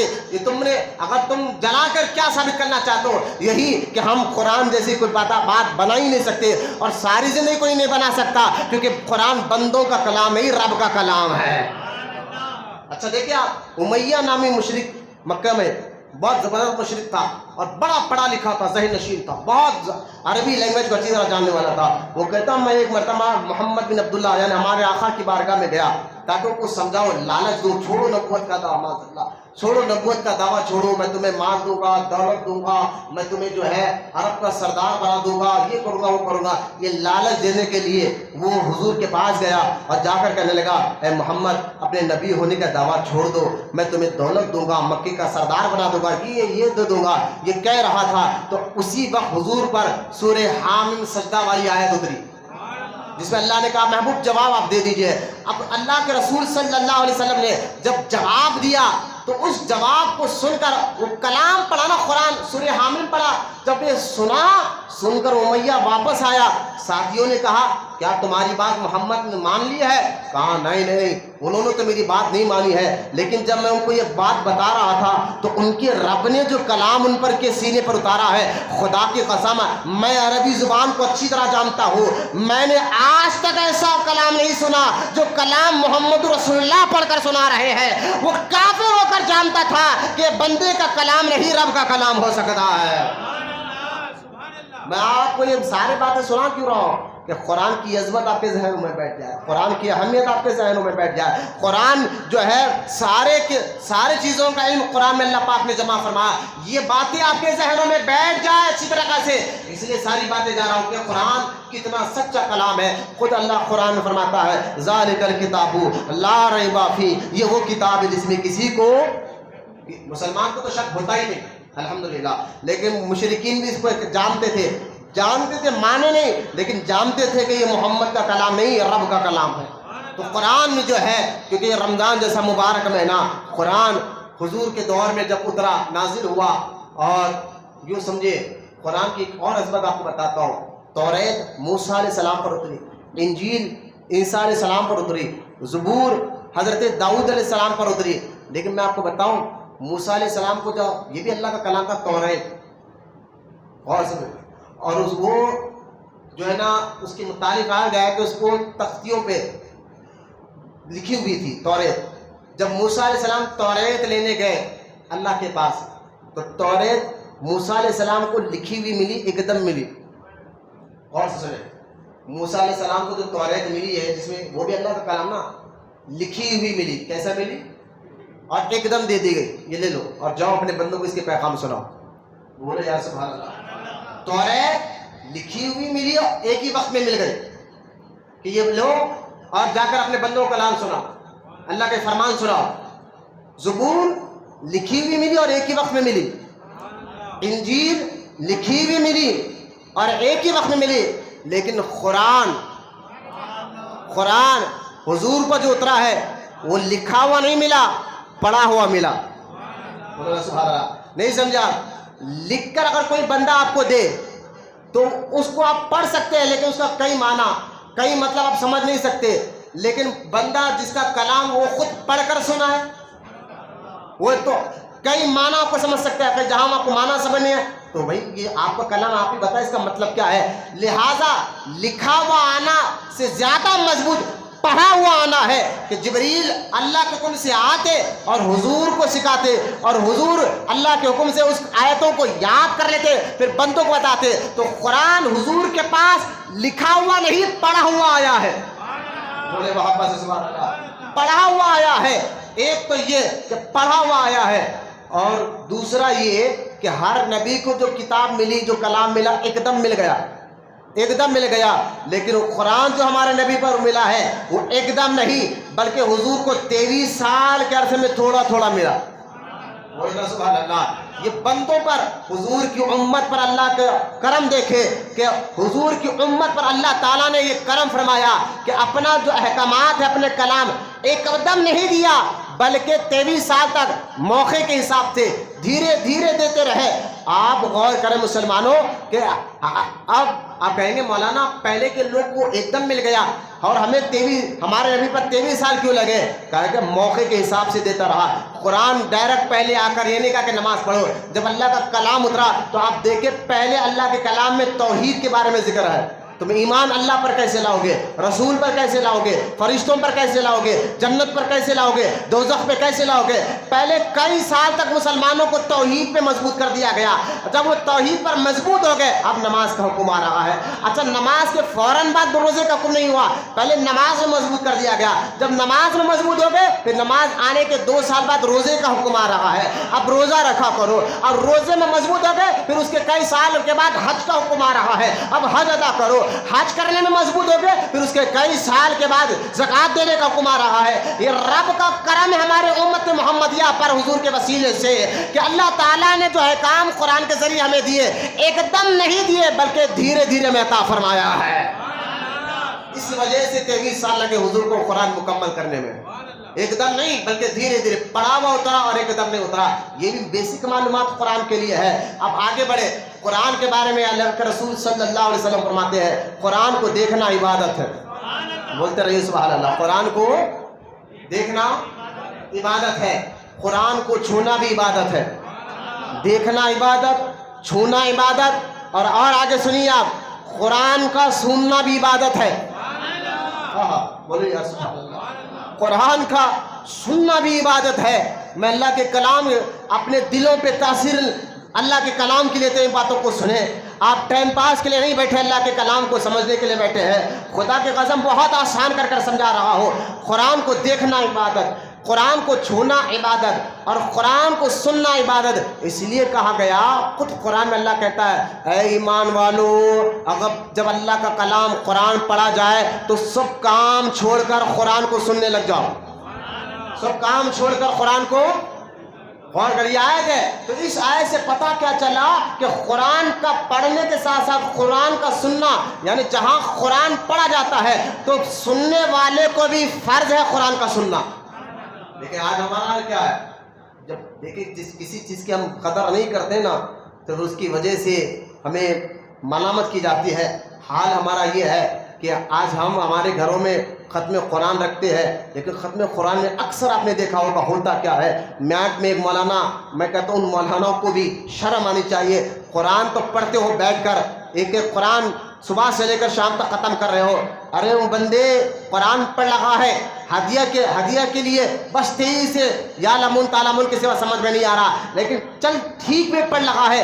کم سے کم گھر والوں کو بٹھا کر یہ بات تو بتا دے کہ جناب جہاں قرآن پڑھا جاتا ہے وہاں پر بیٹھ کر سننا بھی فرض ہو جاتا ہے. وہاں بیٹھ کر بات تم نہیں کر سکتے, ادھر ادھر تم دیکھ نہیں سکتے, تم جو ہے گھروں میں کام نہیں کر سکتے. اگر آپ بیٹھ نہیں سکتے تو میک نکال دے, بغیر میک کے بند کمرے میں قرآن پڑھوں گا, 4-5 بندے سننے والے بیٹھے رہے, باقی لوگ جائے اپنے کام کرتے رہے. ایک میک پہ قرآن چل رہا ہے اور معاذ اللہ سما معاذ اللہ آج جو قرآن کی بے حرمتی ہو رہی ہے, جس کی وجہ سے بھی جو ہے میں سمجھتا ہوں مسلمان کو بڑے پریشانیوں کا سامنا کر رہا ہے. اب غور کرے, قرآن پڑھا جا رہا ہے اور جو قرآن خوانی گھر میں کراتے ہیں نا ختم قرآن شریف, وہ لوگ جو ہو وہ تو کوئی ترکاری لانے میں بزی ہے, کوئی فروٹ لانے میں بزی ہے, شام میں جھوٹ بولے جا رہے ہیں, گالی دیا جا رہا ہے, یہ کام وہ کام, اور یہ مولانا لا گئے پڑھے ہل کر پڑھ رہے ہیں. ان کو تو پیسے سے مطلب ہے, ان کو قرآن کے ادب بتائیں گے تو آج تو ایسے بکاؤ مولوی بھی مل گئے ہیں, تو نہیں تو دوسرا مل جاتا ہے. نیکی کی بات کو کون جلدی قبول کر رہا ہے؟ ہمارا ذہن تیار ہی نہیں ہے. ہم تو یہ سمجھتے ہیں کہ جنت ابا کی جاگیر ہے, مرے تو جنت میں چلے جائے. نانا جنت پانے کے لیے ایسا نہیں کہ آپ کے ابا کی پراپرٹی ہے مرتے کہ آپ کو مل جائے گا. نانا بابا, وہ جنت ہے, اس کے لیے محنت کرنا ہوگا اخلاص کے ساتھ اللہ کی رضا کے لیے, اور نیکی کمانا ہوگا تبھی جنت ملے گی. قرآن جب پڑھا جائے تو سننا فرض ہو جاتا ہے. اب قرآن کی بے حرمتی کس طریقے سے ہمارے اندر ہو رہی ہے. اب دوسرا آپ غور کریں کہ قرآن جو ہے آج کل رخوں پر لکھا جاتا ہے, وہ رخے کر کے قرآن کو غور سے سنا, قرآن کو بغیر طہارت نہیں, بغیر وضو کے چھینا بھی حرام ہے. میں بات بغیر طہارت کی بات نہیں کر رہا ہوں, وہ تو بندہ جاتا نہیں الحمدللہ اتنا تو سمجھ, لیکن بغیر وضو کے قرآن کو چھونا بھی حرام ہے, بغیر وضو کے. ہاں قرآن کپڑے میں بندھا ہوا ہو یا ڈبے کے اندر بند ہو تب آپ بغیر وضو کے بھی چھو سکتے ہیں, لیکن قرآن کو ڈائریکٹ جو ڈبے میں نہیں ہے کپڑے میں بندھا ہوا نہیں ہے, لیکن ڈائریکٹ قرآن کو بغیر وضو کے, جب قرآن کو نہیں چھو سکتے تو قرآن کی آیتوں کو, قرآن اس کو نہیں چھو سکتے آپ اوپر کے, تو قرآن کی آیتوں کو آپ کہیں گے مولانا شادیوں میں کیا غلطی ہو رہی ہے. میں نے کہا تم جا کر دیکھو آج قرآن کے ہر شادیوں کے رخے میں ہر رخے پہ اوپر بسم اللہ الرحمن الرحیم لکھی ہوتی ہے نہیں ہوتی, بتائیں. اب مجھے بتائیں بسم اللہ شریف قرآن کی آیت ہے, بسم اللہ شریف قرآن کی آیت ہے جو چھپا جاتے ہیں رخوں پر, اور ہم بڑی شان سے بانٹ رہے ہیں. بانٹنے والا چلو کسی گھر پر گئے, گھر والا یہ تو نہیں کہتا میں وضو کر کے لوں گا, وہ تو لے لیتا ہے. اب وضو سے ہے یا نہیں ہے, باز اللہ بات میں بغیر طہارت کے بھی رہتے ہیں, لے رہے ہیں اور ہاتھ میں اوپر قرآن کی آیت چھپی ہوئی ہے, اب اس کو چھو رہے. میں نے کہا یہ بے عزتی کر کون رہے ہیں؟ آج قرآن کو جلا جا رہا ہے, وہ تو بدبخت لوگ ہیں, لیکن اپنے لوگ تم بھی تو غور کرو, تم قرآن کی کیا قدر کر رہے ہیں, تم قرآن کی کیا عزت کر رہے ہیں. ایک تو قرآن کو اس طرح سے بے عزتی کر جائے کہ پھر وہ روکے وہ لیا جاتا ہے, پھینک دیا جاتا ہے, کل کے دن کچرے کنڈی میں نظر آتی ہے. ذرا آپ ذہن میں دڑائے کہ کون قرآن کی عزت میں رکھ رہا ہے. وہ آیت جس پر وہ رخا جس پر قرآن کی آیت لکھی ہوئی ہے وہ دوسرے دن یا تو نالے میں پڑی ملتی ہے یا دوسرے دن کچرے کے ڈبے میں پڑی ملتی ہے. ہے، یہ ہمارا حال ہو گیا ہے آج قرآنوں کی نظر. آپ دیکھیں ایک سیٹ صاحب قرآن پڑھنے کے لیے بچوں کو بلا رہے ہیں، حافظ صاحب قرآن پڑھے، سیٹ صاحب جھوٹ بول کر کاروبار کر رہے ہیں. میں نے کہا یہ کون سے خیر اور برکت کی مسلمان ذہنوں میں بات کر رہے ہیں. اور ایک بات دیکھیے آپ، قرآن کے لیے آج لوگ بولے آج تو قرآن میں کچھ آیتیں ہیں، دعائیں ہیں، جب بندہ گاڑی پر بیٹھتا ہے تو پڑھ کر بیٹھتا ہے، وہ قرآن کی آیتیں کیا ہے. لیکن آج دیکھیے آپ کار میں ایک چھوٹا سا مشین لگائی جا رہی ہے، کار ہو یا ٹو ویلر ہو، اور بٹن دبا دیا جا رہا ہے، وہ دعا پڑھی جا رہی ہے. اچھا وہ دعا کی مشین لگی کہاں جناب؟ وہ نیچے پیر کے نیچے لگی ہوئی ہے، اور وہ پیر کے نیچے لگی ہے یا سیٹ کے نیچے لگی ہوئی ہے. کار میں ہو تو سیٹ کے نیچے لگی ہوئی ہے، بیک ہو تو نیچے لگی ہوئی ہے، اور وہ مشین قرآن کی آیتیں پڑھی ہے. آپ اوپر بیٹھے ہیں، نیچے سے آیتیں آ رہی ہیں. میں نے کہا کون قرآن کی بے عزتی کا؟ تھوڑی سے میں آپ کو بتا رہا ہوں کہ اس لاجک کو ذہن میں رکھے کہ کہاں کہاں ہم سے غلطی ہو رہی ہے. بھائی آج کے دور میں گناہ کو گناہ نہیں سمجھا جا رہا ہے، غلط کو غلط نہیں سمجھا جا رہا ہے، تو رسوا تو ہونا ہی ہے، پریشان تو ہونا ہی ہے. اب غور کریں، یہ بھی بے عزتی ہمارے کریں گے نا، انشاءاللہ ختم کریں گے نا. اگر ہم اپنے بھائیوں کا بیٹوں کا رخہ چھپانے جائیں، رواب سے کہیے جا کر بھائی ایسا رخہ بنا جس رخے پر بسم اللہ نہیں ہونا چاہیے. اب ہم بھی ہمارے ایک شاگرد کو بھیجائے تھے، ہمارے پاس تو ہے نا لاڑ بازار میں جو بنتے ہیں، چٹا بازار میں رخے ہم بھی ملا، کیونکہ الحمدللہ پیدائشی حیدرآبادی ہو. ہاں وہاں بھیجا، جا کر بولے کہ بھائی قرآن رخا بناؤ لیکن اس میں بسم اللہ لکھی ہوئی نہ. اور کیونکہ یہ جو رخے بناتے ہیں نا ان کی ڈائی جو ہے بنی ہوئی پہلے سے بسم اللہ کی رہتی ہے، بڑی مشکل بات ہے. وہ کہنے اب یہ رخے بنانے والے فتوا دینے لگے، بڑے بڑے لوگ بنائے، بڑے مولانا بنائے، بڑے مفتی صاحب بنائے، انہوں نہیں بولے بسم اللہ، نہ بولے تو کون سے مفتی صاحب بول رہے ہیں. اب بچہ میرے کو فون کر کے میں آتا ذرا بات کرو، انہیں بولا اب یہ روکے بنانے والے علماء کو سمجھائیں گے دین کیا ہے. تم نہ مدرسے کبھی گئے نہیں، تمہاری صبح سے شام تک گالی ہوتی ہے، جھوٹ ہوتا ہے، بٹے بازی. میں ہر روکا بنانے والے کی بھی بات نہیں کر رہا ہوں، عموماً جو ہوتا میں آپ کو سمجھانے کی کوشش کر رہا ہوں کہ تم لوگ اب دین ہمیں سمجھائیں گے، جبکہ قرآن میں اللہ کہتا ہے اے لوگوں علم نہ ہو تو اہل علم سے پوچھو. تمہیں مقلد کیا گیا علماء سے پوچھنے کا، ہمیں بتانے کا حکم ہے، تمہیں پوچھنے کا حکم ہے، پوچھو. میں نے کہا جناب ایک کام کرو، بحث مت کرو. نہیں حضرت فلاں مولانا بنا فلاں. میں نے کہا 100 بنا رہے ہوں گے، میں آپ کو بتا رہا ہوں اگر آپ کو بغیر بسم اللہ کے رخا بنانا ہے تو بنائیے، ورنہ ایک نہیں 1000 دکان موجود ہے.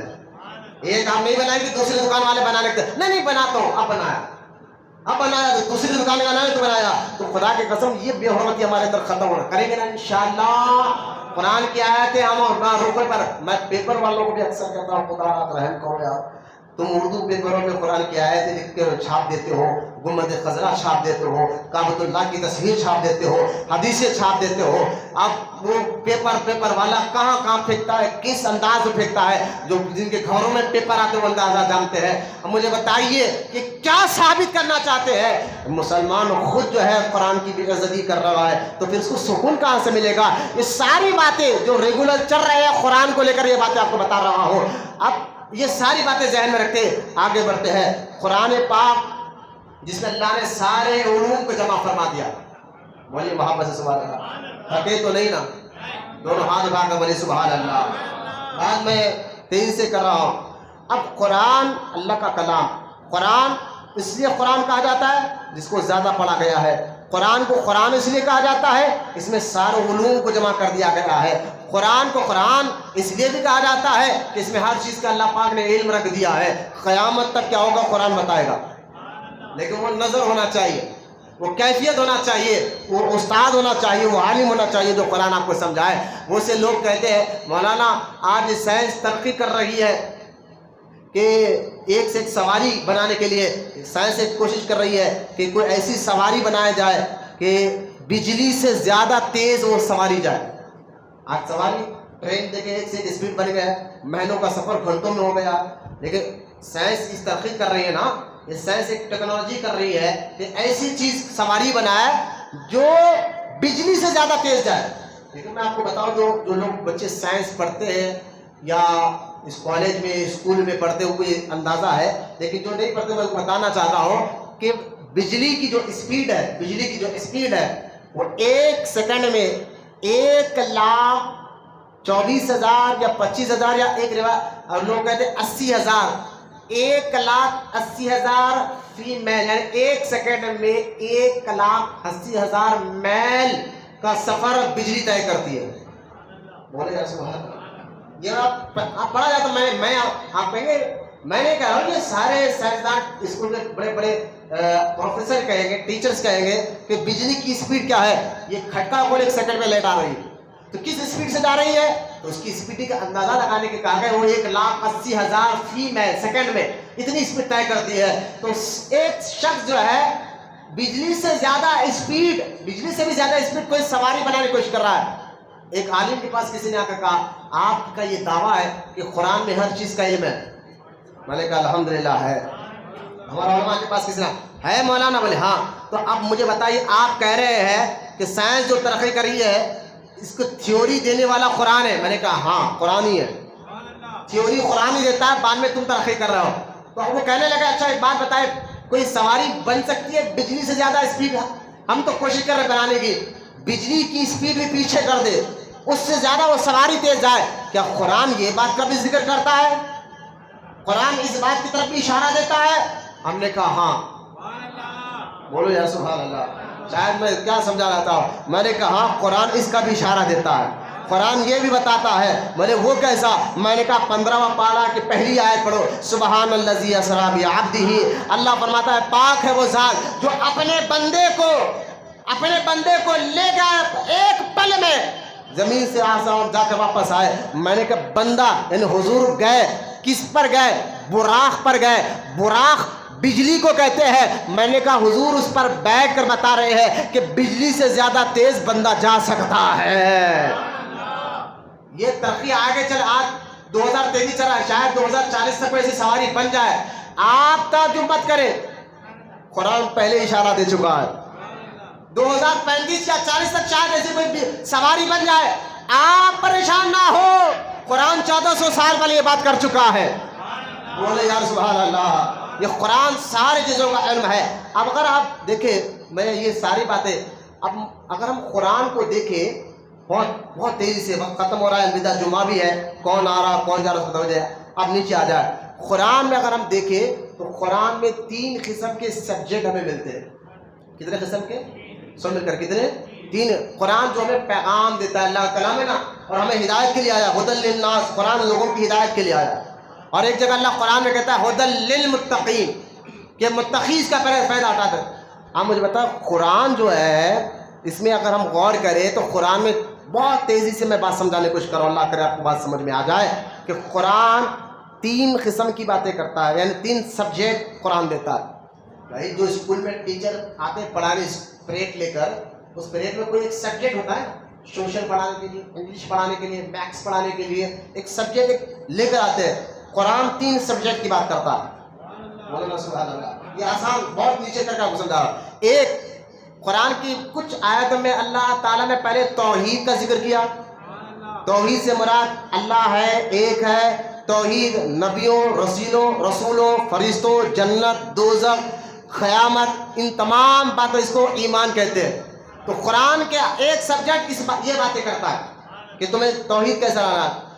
دوسرا قرآن حرام اور حلال کے بارے میں بتاتا ہے, صحیح کیا ہے غلط کیا ہے. اب حلال میں انسان کے اخلاق بھی آ گئے, مزاج بھی آ گئے, کردار بھی آ گیا, کس چیز کو کرنا ہے کیا نہیں کرنا ہے, یہ ساری باتیں یہ دوسرے سبجیکٹ میں آ جاتے ہیں. اور تیسرا قرآن واقعات بیان کرتا ہے, قصے بیان کرتا ہے. آپ دیکھیں سورہ قصص ہے قرآن میں سورہ قصص ہے. جانے دو کو آپ لوگ تھوڑا سامنے آ جائیے. الوداع جمعہ لوگ تھوڑا زیادہ آپ لوگ نہیں جناب تھوڑا سامنے, بڑی مہربانی آپ لوگ کی تھوڑا سامنے آ جائے. میں باہر ہی بٹھا دو, جو بوڑھے بڑے ہیں وہ اگر کھلا بول کے تھوڑا سامنے آ جائے, بڑی مہربانی ہوگی. آپ کو معلوم ہے پہلی صف میں بیٹھے گئے ثواب کتنا زیادہ ہے. سرکار نے کہا اگر میری عمر کو معلوم ہو جائے کہ پہلی صف میں ثواب کتنا ہے تو بیٹھنے دوسروں کو نہیں دیں گے, تلواریں نکالیں گے آپ نے پہلی صف میں بیٹھنے کے لیے. تو خدا کی قسم آگے آ جائیے, آپ کی گاڑی صحیح سلامت رہیں گی, آپ کے چپلے جوتے صحیح سلامت رہیں گے. آپ بیٹھے ہیں, الوداع جمعہ ہے, اپنے ذہنوں کو مشہور کر کر بالکل نچوڑ ہو کر بیٹھے, چہروں سے بتائے. میں آپ کو بہت نیچے اتر کر قرآن کے پیغامات آپ کو سمجھا رہا ہوں. قرآن عقیدے کی بات کرتا ہے, قرآن احکام کی بات کرتا ہے, قرآن واقعات کی بات کرتا ہے. اب اور آگے دیکھیے، قرآن میں دو قسم کی آیتیں ہیں، آیت محکمات اور آیت متشابہات۔ محکم آیت وہ ہے، آیت محکم، یہ سورہ بقرہ میں بھی اللہ نے ذکر کیا آیت محکم کا، آیت متشابہات کا، لیکن میں آپ کو آسان کر کے بتا رہا ہوں۔ قرآن میں آیت محکم وہ جس کا معنی ہے، ترجمہ ہے، بندوں کو بتایا جاتا ہے، اس آیت کو آیت محکمات کہتے ہیں، جس آیت کا معنی بھی ہو، بولو نا محبت سے سوال ہے، جس آیت کا معنی بھی ہو، مطلب بھی ہو اور لوگوں کو سمجھایا بھی جاتا ہے، اس آیت کو قرآن میں آیت محکمات کہتے ہیں، ٹھیک ہے۔ اور دوسری آیت ایسی ہے جس کو آیت متشابہات ہے۔ آیت متشابہات یعنی آیت تو ہے، معنی اللہ جانتا ہے، اس کا معنی نہیں لکھا گیا ہے، اور بغیر معنی کا کلام نہیں ہوتا۔ اگر کوئی بات بندہ کسی سے کرتا ہے تو کہے گا بھائی آپ کیا کہنا چاہتے مجھے سمجھ میں نہیں آئی، مطلب یہ ہے کہ آپ کی سمجھ اتنی نہیں ہے، لیکن وہ جو بول رہا ہے کچھ تو ہے، بولو نا سبحان اللہ، اللہ کرے نہیں سمجھ۔ بھائی اگر میں آپ کو کہوں روٹی، تو روٹی کا سارا نقشہ ذہن میں رہے گا کہ وہ گول ہوتی ہے، کیسی ہوتی ہے، کیا ہے، تو پورا نقشہ آپ کے ذہن میں آ گیا، لیکن اگر روٹی ہوتی نہیں تو روٹی بول کے فائدہ کیا۔ تو اسی طرح قرآن کی جو دوسری قسم کی آیت ہے، آیت متشابہات، جس کا معنی صرف اللہ جانتا ہے اور اللہ کے بتانے سے رسول پاک جانتے ہیں، اللہ کے بتانے سے رسول پاک جانتے ہیں، تو وہ آیت متشابہات وہ ہے، معنی تو ہے لیکن بتایا عوام کو نہیں گیا، یہ صرف اللہ۔ آپ کہیں گے وہ اس کی ایک مثال آپ دے سکتے مولانا جس کا معنی نہیں ہے؟ میں نے کہا دے سکتا ہوں، آسان۔ میں نے کیا؟ میں نے کہا الف لام میم، بولو نا سبحان اللہ، بہت آسان جس کو پتہ لگتا ہے۔ کبھی آپ نے دیکھا اردو قرآن کا ترجمہ رہتا الف لام میم کا ترجمہ، کاف ہا یا عین صاد کا ترجمہ، ہا میم کا ترجمہ، لیکن معنی بندہ رب کا کلام ہے، بغیر معنی کا ہو ہی نہیں سکتا، بغیر معنی کے ہو ہی نہیں سکتا۔ تو لہٰذا یہ آیت متشابہات ہے، معنی تو نہیں ہے لیکن اللہ جانتا ہے اس کا معنی کیا ہے اور رسول جانتے ہیں۔ مثال کے طور پر میں دو دوست تھے، مثال دے رہا ہوں، دو دوست تھے، ایک دوست نے کہا کہ جناب تم جاؤ گے تمہاری یاد آئے گی، تو انہوں نے کہا ٹھیک ہے ایک کام کر دو، جب میں جاؤں گا نا تو میں تمہیں ایک خط لکھوں گا، دوست کو کہہ رہا ہے خاص، ایک خط لکھوں گا، خاف علی بات کا پڑھا تختی آپ نے، اس میں خاف آتا ہے، خاف، تو میں خاف لکھ کر بھیجوں گا اور کچھ نہیں لکھوں گا، تم سمجھ جانا میں خیریت سے ہوں، اور جب میں آنے والا ہوں گا نا جلدی تو میں خط پر صرف جیم لکھوں گا، تو تم سمجھ جانا کہ میں جلدی آنے والا ہوں۔ یہ کہہ کر دوست چلا گیا۔ کچھ سال بعد وہ دوست کا خط آیا، دوست کو خادموں نے لا کر دیا آپ کے دوست کا خط آیا ہے، تو کہا کل لکھا، پڑھ تو اس میں لکھا کیا ہے، اور جب کھولا گیا تو اس میں صرف پورا لکھا کچھ بھی نہیں تھا، ایک لفظ تھا خاف۔ اب مجھے بتائیے جو خط کھول کر پڑھ رہا ہے شاگرد، اس کو کیا معلوم اس کا معنی کیا ہے؟ اللہ کرے بات سمجھ میں آ جائے، اس کو کیا پتا اس کا معنی کیا ہے؟ تو شاگرد نے کہا حضور اس میں تو صرف خاف لکھا اور کچھ نہیں لکھا ہے، تو استاد نے کہا میں جان گیا وہ میرا دوست کیا کہنا چاہتا ہے۔ پھر سال کے بعد پھر خط آیا، شاگرد نے لا کر دیا، استاد نے کہا پڑھ، نکال کر پڑھا تو اس میں کہا لکھا جیم۔ اب وہ پھر پریشان ہوا، حضور اس میں تو صرف جیم لکھا ہوا اور کچھ لکھا ہے۔ استاد نے کہا میں جان گیا وہ کہنا کیا چاہتا ہے، میں کہنا کیا چاہتا ہے میں جان گیا ہوں، بس یہ مثال ذہن میں رکھے۔ اسی طرح جب یہ آیت جبریل لے کر آئے کہ یا رسول اللہ، اللہ کہتا ہے الف، سرکار نے کہا جبریل میں جان گیا میرا رب کیا کہنا چاہتا ہے، بولو یا سبحان اللہ۔ پھر کہا گیا لام، جبریل نے کہا یا رسول اللہ لام، کہا میں جان گیا میرا رب کیا کہنا چاہتا ہے۔ کہا میم، تو سرکار کہتے ہیں میں جان گیا میرا رب کہنا کیا چاہتا ہے۔ جبریل پریشان ہو گئے، کلام تو میں لا رہا ہوں آقا میں نہیں جانتا۔ کہا یہی تو بات سمجھانا ہے کہ میرا استاد جبریل نہیں اللہ کی ذات ہے۔ لوگ کہتے ہیں جبریل نے پڑھا، جبریل پڑھا نہیں، وہ تو ایک جو ہے نا میڈیٹر تھے، یعنی بس ان کا کام یہ تھا وہاں سے لاتے یہاں دیتے، وہ تو وہی الہی کا کام کر رہے تھے جبریل علیہ السلام۔ پڑھایا جبریل نے نہیں، رب نے پڑھایا ہے۔ اور خود قرآن میں اللہ کہتا ہے سورہ رحمان میں الرحمن علم القرآن، رحمان ہے جو اپنے محبوب کو قرآن سکھاتا ہے، رحمان ہے اپنے محبوب کو قرآن سکھاتا ہے. اب دیکھیں قرآن کا ایک دعویٰ کہ قرآن جیسے کوئی آیت نہیں. اچھا میں آپ کو بتاؤں, اگر ہم قرآن کو دیکھ کے آپ کہیں گے قرآن ہے کیا, نیند آ رہی, سستی آ رہی تو پانی مار لے کے آؤ چہرے پہ, لیکن سستی کا حال یہ مت دیکھو چہرے تار کا جاڑ چہرے لے کے نہیں بیٹھنا بولتا میں, چہروں پہ حشاش بشاش رہنا. یار پھر کہہ رہا ہوں چہروں سے حشاشی بھی دیکھا ہے. الوداع جمعہ ہے, بالکل ہم عید پر آ رہے اپنے بیان کو ختم, یہاں تک قرآن کی عظمت بتا رہا تھا, لیکن میں آپ کو سمجھا رہا ہوں کہ قرآن جو ہے ہمیں احکام کے ساتھ ساتھ اور کیا کیا سکھاتا ہے. تو قرآن اگر ہم دیکھا جائے, قرآن میں ہر چیز کا اللہ پاک نے علم رکھا ہے. ہاں مجھے ایک بات بتائیں, قرآن میں جب اللہ پاک, جیسے کہ اگر ہم دیکھا جائے دوسرے لفظوں میں, قرآن کے بارے میں عارفین بزرگان دین میں, اولیاء اللہ میں ایک بزرگ ہوتے ہیں جن کو عارف کہا جاتا ہے. کیا کہا جاتا ہے؟ سمجھ کرے کیا کہا ہے؟ عارف. عارف جیسا کہ بابا شرف الدین کے نام کے آگے اس کو اردو میں دیکھا سلطان العارفین. بابا شرف الدین کے مزار کے اوپر نام لکھا ہے نا, کیا لکھا ہے؟ سلطان العارفین. تو بزرگان دین میں ایک درجہ ہوتا ہے عارف, یہ مقام کا ایک عہدے کا نام ہے. دیکھ بھائی جیسے ایک پولیس کا محکمہ ہے تو پولیس سارے, لیکن اس میں کوئی کانسٹیبل ہے, کوئی ہیڈ کانسٹیبل ہے, کوئی ایس آئی ہے, کوئی سرکل ہے, کوئی اے سی پی ہے. محکمہ ایک ہے, اس محکمے میں کام کرنے والوں کے رتبے الگ الگ ہے. بہت نیچے اتر کے سمجھا رہا ہوں. بزرگان دین سب اللہ کے محبوب ہیں, لیکن ان کے درجے کچھ الگ الگ ہوتے ہیں. اس لیے غوث اعظم ہے, سارے ولیوں کے سردار ہے. تو خیر اب یہ عارفین کا لقب کیا ہے؟ جو اللہ کو سب سے زیادہ پہچاننے والا. بولنا سبحان اللہ. حضور کے غلام ہے, معاذ اللہ میں یہ نہیں کہتا ہوں, لیکن بتا رہا ہوں حضور کے غلام ہی ہے. تو سلطان عارفین یہ کہتے ہیں قرآن کے بارے میں. اگر ہم نے جب قرآن کو دیکھا, کہیں گے قرآن ہے کیا, کہیں گے مولانا قرآن میں نماز کا, روزے کا, سب کا ذکر ہے. لیکن عارفین کہتے ہیں قرآن کو اگر ہم غور سے اور عشق کی نظر سے پڑھے تو پورا کا پورا قرآن بسم اللہ کی بے سے لے کر والناس تک پورا کا پورا قرآن حضور کی نعت بیان کر رہا ہے. آپ پہلے یہ آپ نے کیا کہہ دیا؟ میں نے کہا ثبوت دیتا ہوں, ثبوت دیتا ہو. میں نے کہا دیکھ قرآن کہتا قل هو اللہ احد. محبوب تو کہہ دے اللہ ایک ہے. ارے بھائی اللہ ایک ہے, یہ تو اللہ خود کہتا میں ایک ہوں قرآن میں, لیکن اللہ کہتا نا قل, محبوب تو کہے, اپنے ایک ہونے کی بات تو کہے.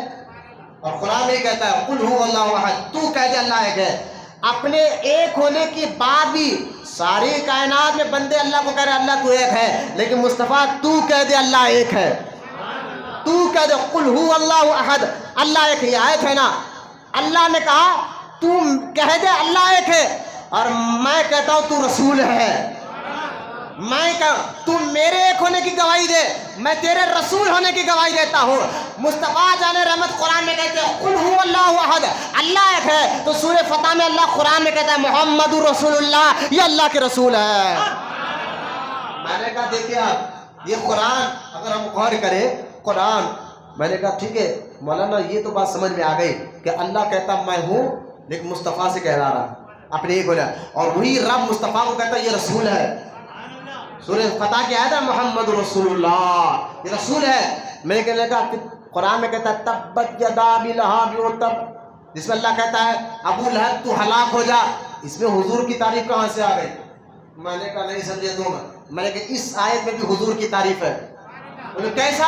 اس میں تو اللہ کہتا ہے تبت یدا ابی لہب وتب, ابو لہب ہلاک ہو جا, برباد ہو جا. اس میں حضور کی تعریف کہاں سے آ گئی؟ میں نے کہا سنو, تعریف اس لیے حضور کی اس آیت میں آ گئی ہے. پہلے یہ بتا ابو لہب کو اللہ نے یہ بات کہے کیوں, کس وجہ سے یہ بات کہی, وجہ کیا تھی کہنے کی؟ تو ابو لہب نے انگلی اٹھا کر حضور کو انگلی اٹھائی تھی کہ اے محمد رسول اللہ, جو اپنے آپ کو نبی اور رسول کہہ رہے ہیں, تو برباد ہو جا. یہ لفظ ابو لہب نے حضور کو کہا. حضور کے کہنے پر اللہ نے کہا محبوب جواب تو نہ دینا. بولنا سبحان اللہ. جواب تو نہ دینا, جواب میں دوں گا. میں بتاتا ہوں کہ یہ محمد رسول اللہ ہے کون, جواب تو نہ دے. تبت یدا ابی لہب وتب, میرے محبوب پر انگلی اٹھاتا ہے تو لہذا حضور کے پر انگلی اٹھی. اللہ تعالیٰ نے آیت اتار کر کہا ابو لہب تو برباد ہو جا, ہلاک ہو جا. کیوں؟ کیونکہ میرے محبوب پر انگلی اٹھاتا ہے, حضور پر انگلی اٹھی, تبھی تو جواب ملا. بولو یار سبحان اللہ. میں نے کہا بھائی نماز نماز میں حضور کی تعریف کہا گیا، اللہ نے قرآن میں نماز کا ذکر کیا اللہ نے، میں نے کہا اس میں بھی حضور کی تعریف۔ روزے کا ذکر قرآن میں ہے، میں نے کہا اس میں بھی حضور کی تعریف۔ حج کا ذکر قرآن میں ہے، میں نے کہا اس میں بھی حضور کی تعریف۔ زکات کا قرآن، میں نے اس میں بھی حضور کی تعریف۔ کہنا وہ کیسے؟ میں نے کہا سنو بھائی، نماز میں کئی 400 سے قریب آیت نماز کے بارے میں قرآن میں ہے۔ میں نے کہا یہ آیت نماز کا حکم دے رہی ہے، بولے ہاں، لیکن سارا نماز میں نماز کا حکم قرآن دیتا ہے، روزے کا حکم قرآن دیتا ہے، حج کا حکم قرآن دیتا ہے، طریقہ مصطفیٰ بتاتے ہیں، طریقہ مصطفیٰ بتاتے ہیں۔ نماز حکم طریقہ قرآن نے نہیں بتایا کہ قیام کیسا کرنا ہے، رکوع کیسا کرنا ہے، سجدہ کیسا کرنا ہے، یہ سارے طریقے حضور نے بتائے۔ اللہ کرے یار بات ختم کرو، بات سمجھو۔ قرآن نماز میں حضور کا تعریف کیسے ہو رہا ہے؟ میں نے کہا اگر مجھے بتائیے نماز پڑھ رہے ہو، بولے ہاں، اگر ایک بندہ سجدے ہم نماز میں کتنے کرتے ہیں؟ ایک رکعت میں کتنے؟ اگر کوئی 4 کر لے غلط تھوڑی ہے؟ اپنی عقل سے بات سمجھا، غلط تھوڑا ہی ہے، سجدے ہی تو کر رہے ہیں اللہ کو۔ دونوں ہم 4 کریں گے ایک ہی رکعت میں، 4 کریں گے۔ رکوع میں ہم کیا ہے سبحان ربی العظیم پڑھتے ہیں، ہم کہیں گے نہیں بھائی ہم رکوع میں جا کر بھی قرآن پڑھیں گے، قرآن کی آیتیں پڑھیں گے۔ قیام میں خالی تعریف اللہ کی کریں گے۔ میں نے کہا تم قیام ایک کرو، رکوع ایک کے بدلے رکوع میں قرآن تعریف یعنی اللہ کے نام کے بدلے خم اٹھاؤ بیٹا، بچے کو خم اٹھاؤ، بالکل قرآن میں رکوع میں جو ہے تسبیح کے بدلے آیت پڑھ لے، سجدے کے بدلے 4 سجدے کر لے، بتاؤ اس کی نماز قبول ہوگی؟ بولو نا۔ رمضان کے علاوہ بھی اگر میں روزے رمضان جیسے ہی رکھوں گا، 30 روزے کے علاوہ میں 32 روزے رہوں گا اور رمضان جیسا ہی ثواب ملے گا۔ حج میں تو حج تو کبھی بھی کر لوں گا، میں اس کے لیے مہینے کا انتظار کیوں کروں؟ اور جو چاہے کپڑے پہن کے کر لوں گا، ہوگا نہیں؟ کیوں؟ کیونکہ اللہ کہا نہیں، نماز تو میں نے حکم دیا ہے، روزہ میں نے حکم دیا ہے، حج تو میں نے کرنے کا حکم دیا ہے، طریقہ مصطفیٰ بتائیں گے، طریقہ مصطفیٰ بتائیں گے۔ اگر میرے حبیب نے ایک رکعت میں 2 سجدے کیے، اے قیامت تک کے آنے والوں مسلمانوں تمہیں بھی 2 ہی سجدے کرنا ہے، 2 ہی سجدے کرنا ہے۔ 4 سجدے قبول نہیں کرے گا، 2 ہی سجدے کرنا ہے، کیونکہ سجدے حضور نے 2 کر کر بتایا۔ کیوں؟ اللہ نے قانون یہ بنایا ہے، پیارے ادا تیری ہوگی، عبادت میری ہوگی۔ بولنا محبت سے سبحان اللہ۔ ادا رسول کی ہے اور عبادت رب کی ہے۔ میں نے کہا یہ قرآن سارا کا سارا قرآن حضور ہی کی تعریف کر رہا ہے نا، حضور ہی کی تو نعت پڑھ رہا ہے۔ اگر اور بھی میں باتیں بتاؤں، آپ دیکھیں قرآن میں آخری بات ختم کرنے کے قریب آ رہا ہوں۔ آپ دیکھیں قرآن کہتا ہے سورہ نحل آیت نمبر 89، اور یہاں بہت زیادہ میں مضبوط رہ کر آپ سنیں میری بات کو کہ آج الوداع جمعہ ہے، یہ پیغام لے کر کے قرآن جہاں آپ کے دل میں قرآن کی اہمیت اور عزت اور عظمت پہلے سے ہے الحمدللہ، لیکن اور بڑھ جائے، اس لیے میں نے یہ باتیں سنائی، اور بڑھ جائے، مضبوط ہو جائے، تاکہ قرآن کی عزت کرنے والے ہم بن جائیں، ادب کرنے والے بن جائیں۔ آج قرآن جلانا تو ہمیں تکلیف ہو رہی ہے، جو لوگ غوث پاک کے چلے کے پاس قرآن کو بوسیدہ دے کر پھینک کر آ رہے ہیں، آپ ان کے لیے کیا کہیں گے؟ ایسے بدبخت لوگوں کو جو میں نے کہا قرآن اگر اللہ نہ کرے اس قابل ہو گیا ہے، پیپر اس کتنے بوسیدہ ہو گئے ہیں، تو حکم شریعت یہ ہے کہ قرآن کو گڑھا کھود کر دبا دیا جائے، زمین میں دفن کر دیا جائے۔ یہ نہیں کہ آپ غوث پاک کے چلے کے بعد لے آ کر پھینک دے، وہابیوں کو تو بڑا موقع مل رہا ہے، یہ دیکھو غوث پاک بے عزتی سے نام لے رہے ہیں۔ تو الغرض قرآن سے محبت کرنے والا جہاں بننا ہے، قرآن کی عزت آئے۔ اب میں آ کر بتاؤں کہ قرآن حضور کی شان کیسے بیان کرتا ہے۔ ایک وہابی اور سنیوں میں ایک چیز کو لے کر بڑا ہی جھگڑا ہے، ٹھیک ہے، میں اس کا جواب دینے جا رہا ہوں۔ وہ جھگڑا فاتحہ درود کا نہیں تھا، سنیں آپ، فاتحہ ہے کیا؟ اللہ کا کلام ہے، اور جس کھانے پر قرآن پڑھا جاتا ہے اس کو شیطان اب انہوں نہیں کھا رہے تو ہمیں نہیں معلوم کیا ہے، لیکن فاتحہ درود کا جھگڑا نہیں ہے۔ وہابی کا کہنا یہ ماننا یہ ہے کہ غیب کی بات صرف اللہ جانتا ہے، نبی نہیں جانتے، یہ وہابی کہہ رہے ہیں، اور آج بھی کہتے ہیں۔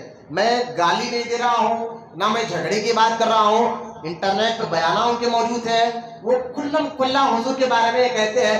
جب وہ کلم کلا کہہ رہے تو ہم کیوں چپ کر کہے بھائی؟ تو ہمیں بھی تو حق بنتا ہے، یہ ممبر دے ہی گئے کہ یہاں لوگوں کو حق پیغام پہنچائے۔ تو میں آپ کے آنکھوں میں کہتا ہوں وہابی سنی میں فرق کیا ہے؟ کیوں وہابیوں کی بیٹی سے شادی نہیں کرنا؟ کیا کسی عالم کے سے وہابی کے لڑی اس لیے مولیاں روک رہے؟ نا نا نا نا، ساری عزت حضور کی چوکھٹ پر قربان ہے، ساری محبت حضور کے لیے ہے۔ جو حضور کا دشمن وہ ہمارا دشمن، جو حضور کا دوست ہے وہ ہمارا دوست ہے۔ تو جو حضور کے علم کا مذاق اڑائے وہ کہے گا مسلمان بتائے؟ ہم نے سنا یہ وہابی کہتے ہیں حضور غیب کی بات صرف اللہ جانتا ہے اور کوئی نہیں جانتا۔ ہم کہتے سنی یقیناً غیب کی بات اللہ ہی جانتا ہے، اللہ کے بتانے سے ہمارے نبی بھی جانتے ہیں۔ یہ فرق ہے، لیکن نہیں ایسا نہیں ہو سکتا۔ اب میں اس کا ثبوت آپ کو قرآن سے دینے جا رہا ہوں، لیکن پہلے یہ بات کو سنیں۔ قرآن یہ کہتا ہے سورہ نحل آیت نمبر 89، اللہ فرماتا ہے وَنَزَّلْنَا عَلَيْكَ الْكِتَابَ تِبْيَانًا لِكُلِّ شَيْءٍ، سورہ نحل آیت نمبر 89، اللہ فرماتا ہے اور ہم نے قرآن میں ہر چیز کا روشن بیان کر دیا ہے۔ کیا کہہ رہا ہے قرآن میں اللہ؟ ہم نے قرآن میں ہر چیز کا روشن بیان کر دیا ہے۔ ایک آیت، دوسری آیت سنیے آپ، سورہ انعام آیت نمبر 38، اللہ فرماتا ہے ما فرطنا فی الکتاب من شیء، بولیے سبحان اللہ۔ اللہ فرماتا ہے ہم نے اس کتاب میں ہر چیز اٹھا کر رکھ دی ہے، بولیے سبحان اللہ۔ ہر چیز کو ہم نے جمع کر دیا اس کتاب میں۔ یہ دو آیت۔ اب آگے تیسری آیت سنیے آپ، اللہ تعالیٰ نے سورہ یوسف آیت نمبر 111، اللہ ارشاد فرماتا ہے سورہ یوسف میں ما کان حدیثا یفترا ولكن تصدیق الذی بین یدیہ وتفصیل کل شیء، بولیے سبحان اللہ۔ اللہ سورہ یوسف میں فرماتا ہے یہ کوئی بناوٹ کی بات نہیں، لیکن اپنے اس اگلے کاموں کی تصدیق ہے، اور ہر چیز کا یعنی اس بات میں کوئی بناوٹ نہیں ہے، اس کتاب میں ہر چیز کی تصدیق ہے، اور ہم نے اس قرآن میں ہر چیز کا مفصل بیان کر چکا ہے۔ یہ تیسری آیت میں بتا رہا ہوں جس میں اللہ کہتا ہے میں نے قرآن میں سب چیزوں کو جمع کر دیا ہے، ہر چیز کا علم رکھ دیا ہے، ہر چیز کی باتیں بتا دیے ہیں، ہر چھوٹی بڑی چیز کو رکھ دیا ہے۔ اچھا اب آگے دیکھیں سورہ قمر آیت نمبر 53، اللہ فرماتا ہے کل صغیر و کبیر مستطر، بولے محبت سے سبحان اللہ سبحان اللہ۔ اللہ فرماتا ہے ہم نے قرآن میں ہر چھوٹی اور ہر بڑی چیز کا ذکر کر دیا ہے، چاہے وہ زمین کی ہو یا آسمان کی، چاہے اب کی ہو یا کل کی، بولے سبحان اللہ، ہر چیز کا ذکر کر دیا ہے۔ اب آگے اور دیکھیں، یہ 4 آیت میں نے پڑھی ہے، 5ویں آیت دیکھیں آپ۔ ہاں ہم سنیوں ہمارے مقدر پر ناز کریں، ہم مسلمان بھی اور سنی بھی ہیں اور ایسے نبی کے ماننے والے ہیں۔ اب 5ویں آیت آپ سنیں جس میں اللہ پاک کیا ارشاد فرماتا ہے، اور سورہ یاسین کی آیت پاک ہے، سورہ یاسین آیت نمبر 12، سورہ یاسین آیت نمبر 12، اللہ ارشاد فرماتا ہے وَكُلَّ شَيْءٍ أَحْصَيْنَاهُ فِي إِمَامٍ مُبِينٍ، اللہ سورہ یاسین میں کہتا ہے ہم نے ہر چیز گن کر قرآن میں رکھ دیا، بولے یا سبحان اللہ، ہر چیز کا ذکر قرآن میں رکھ دیا ہے۔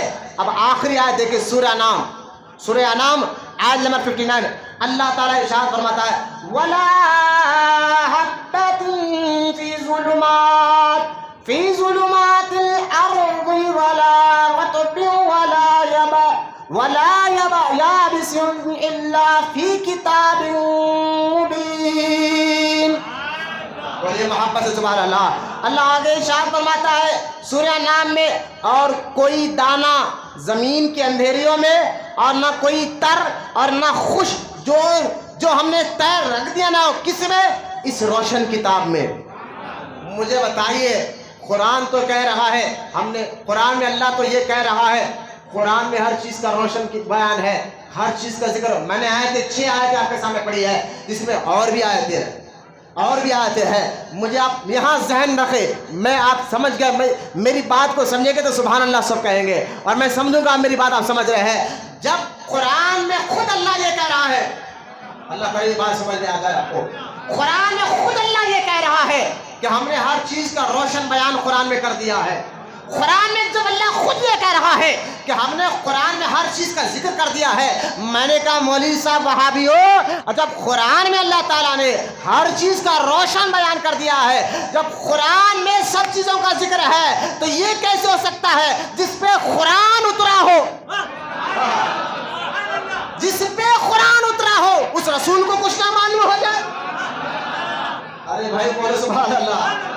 قرآن میں سب کچھ ہے، قرآن میں ہر چیز کا بیان ہے۔ تو جس رسول پر قرآن اترا ہو، بولے سبحان اللہ، تو اس رسول کو اللہ نہیں بتائے گا؟ بالکل بتاتا ہے۔ اسی لیے ہم کہتے ہیں کہ سارا قرآن مولوی نہیں جانتا، رسول پاک جانتے ہیں۔ تم کس منہ سے کہتے ہو کہ رسول کو کل کی خبر نہیں تھی؟ میں نے کہا ڈوب جاؤ، چٹنو بھر پانی میں گر کے مر جاؤ، رمضان کا یہ پیغام لے کر اٹھو مسلمانوں۔ اپنے ایمان و عقیدے کو بچانا ہے تو اپنے آپ کو بھی بچاؤ، سنی علماء سے جوڑے رہو، اور اپنے بچوں کو، اپنے رشتہ داروں کو اور اپنے دوستوں کو، سب کو کہو کہ دیکھو سب ہونا، وہابی نہیں ہونا، بدعقیدہ نہیں ہونا، ان کی صحبتوں میں نہیں بیٹھنا، کیونکہ وہ تو ہمارے رسول کے شان میں بے ادبیہ کرتے ہیں، اور جو سنی ہے، عاشق رسول ہے، وہ ہمارا رشتہ دار بھی ہے تو سر آنکھوں پر ہے، ہمارا دوست بھی ہے تو سر آنکھوں پر ہے۔ دوست بھی ان سے کرنا، رشتہ داری بھی انہی سے رکھنا۔ صحابہ نے ان سے رشتہ داری نہ رکھی جو رسول کے دشمن تھے، جو رسول سے گستاخ تھے، صحابہ نے ان کو قتل کر دیا جو رسول کے گستاخ تھے۔ حضرت عمر نے اپنے سگے ماموں کو جنگ بدر میں مار دیا، صرف اس لیے کہ وہ رسول کے گستاخ تھے۔ تو یہ بتا دیا صحابہ نے، جو حضور کا نہیں وہ ہمارا۔ جب قرآن میں ساری چیزوں کا روشن بیان ہے تو سارے چیزوں کا قرآن میں روشن بیان اللہ پاک نے کر دیا ہے، تو تعجب ہوتا ہے وہابیوں، جس پر قرآن اترا ہو اور اس رسول کے بارے میں کہنا کہ وہ کل کی خبر نہیں رکھتے ہیں، تو قرآن پر بھی ایمان لائے اور رسول پر جس پر قرآن اترا اس پر ایمان لائے۔ رمضان کا یہ مبارک پیغام انشاءاللہ آج کے بعد جو ہے ہم قرآن کا ادب کریں گے، اور بوسیدہ ہو جائے تو کئی جھنڈوں کے پاس نہیں ڈالیں گے، بلکہ اپنی بڑی عزت احترام کے ساتھ ایک جگہ کھود کر دفنا دیں گے، بولتے رہیے انشاءاللہ۔ جب قرآن پڑھا جائے، کوئی حافظہ کسی کی دکان پر آ کر قرآن پڑھ رہے ہیں، جتنی دیر پڑھیں گے وہ ادب سے سنیں گے، بولو نا انشاءاللہ۔ گاڑیوں میں قرآن کی دعائیں لگا کر اس کی بے عزتی نہیں کریں گے انشاءاللہ، اور کوشش کریں کہ رخوں پر قرآن کی آیتیں نہیں لکھائیں گے، بولو انشاءاللہ۔ اور بیان ریکارڈ ہو رہا ہے، انٹرنیٹ پہ جائے گا۔ میں ہاتھ جوڑ کر اخبار والوں کو بھی کہہ رہا ہوں، اپنے قرآن پیپر میں قرآن کی آیتیں اور قرآن مقدس تصویر، جس میں محمد خضرا کی تفسیر ہے، جس میں کعبۃ اللہ کی تصویر ہے، اس کو چھپانا روک دے، خدارہ روک دے۔ اب جو ہے صرف اردو ترجمے میں کام لے لے، پتہ نہیں، اللہ ان کو بھی سمجھنے کی توفیق عطا فرمائے۔ لہٰذا یہ قرآن اور عظمت مصطفیٰ ذہن میں رکھے، جیسے میرے سرکار ہے ایسا کوئی نہیں، ورنہ میں آپ کو قرآن کی 4 آیتیں میں نے چھوڑ لوں گا، ختم ہو گیا، میں 4 آیتوں سے بتاتا، مطلب پورا قرآن نہیں، میں صرف 4 آیتوں کی تشریح کر کے بتاتا کہ قرآن میں اللہ تعالیٰ نے حضور کی تعریف کیسے کی ہے۔ کوئی حضور کی تعریف کر کر مشرک نہیں، پکا مومن ہو جاتا ہے۔ اللہ کی بارگاہ میں دعا، اللہ ہم تمام کو کہنے سننے سے زیادہ عمل کی توفیق عطا فرمائے۔ جتنے بوڑھے بچے نوجوان یا بیٹھے مولانا ان کو نیک توفیق عطا فرمائے، نیکیوں سے محبت عطا فرمائے، ان کو سچا عاشق رسول بنائے، قیامت تک ان کے نسلوں میں عاشق رسولوں کو پیدا فرمائے۔ مالک مولا، الوداع جمعہ ہے، رمضان کا آخری لمحات ہے، میرے مولا رمضان مبارک کی تمام نعمتوں برکتوں سے ہمیں مالا مال فرما۔ مالک مولا، جو روزے ہم نے رکھے، تراویح پڑھے، سب کے روزوں کو تراویحوں کو قبول فرما۔ مولا آخری سانس تک تیری عبادت کرنے والا بنا۔ یہ رنگ جو تو نے رمضان کے مبارک مہینے میں ہمیں دیا ہے، یہ مزاج، یہ سوچ ہمیں آخری سانس تک عطا فرما۔ نیکی والی سوچ، نماز پڑھنے کا جذبہ، نیک کام کرنے کا جذبہ صرف رمضان تک نہیں میرے مولا، رمضان کے بعد آخری سانس تک بھی میرے مولا یہی جذبہ ہمیں عطا فرما، یہی سوچ ہمیں عطا فرما۔ ہمارے دلوں کو اپنی طرف پھیر لے مولا، ہمارے دلوں کو اپنی طرف پھیر لے، وہ کام لے جس سے تو تیرا حبیب راضی ہوتے ہو، وہ کاموں سے بچا لے جس سے تو تیرا حبیب ناراض ہوتے ہو۔ مولا ہم تمام کی دعاؤں کو سرکار مدینہ صلی اللہ علیہ وسلم کے صدقے میں، سرکار غوث پاک رضی اللہ تعالی عنہ کے صدقے توفیل میں ہم سب کی دعاؤں کو قبول اور مقبول فرما۔ وما علینا الا البلاغ والحمد للہ۔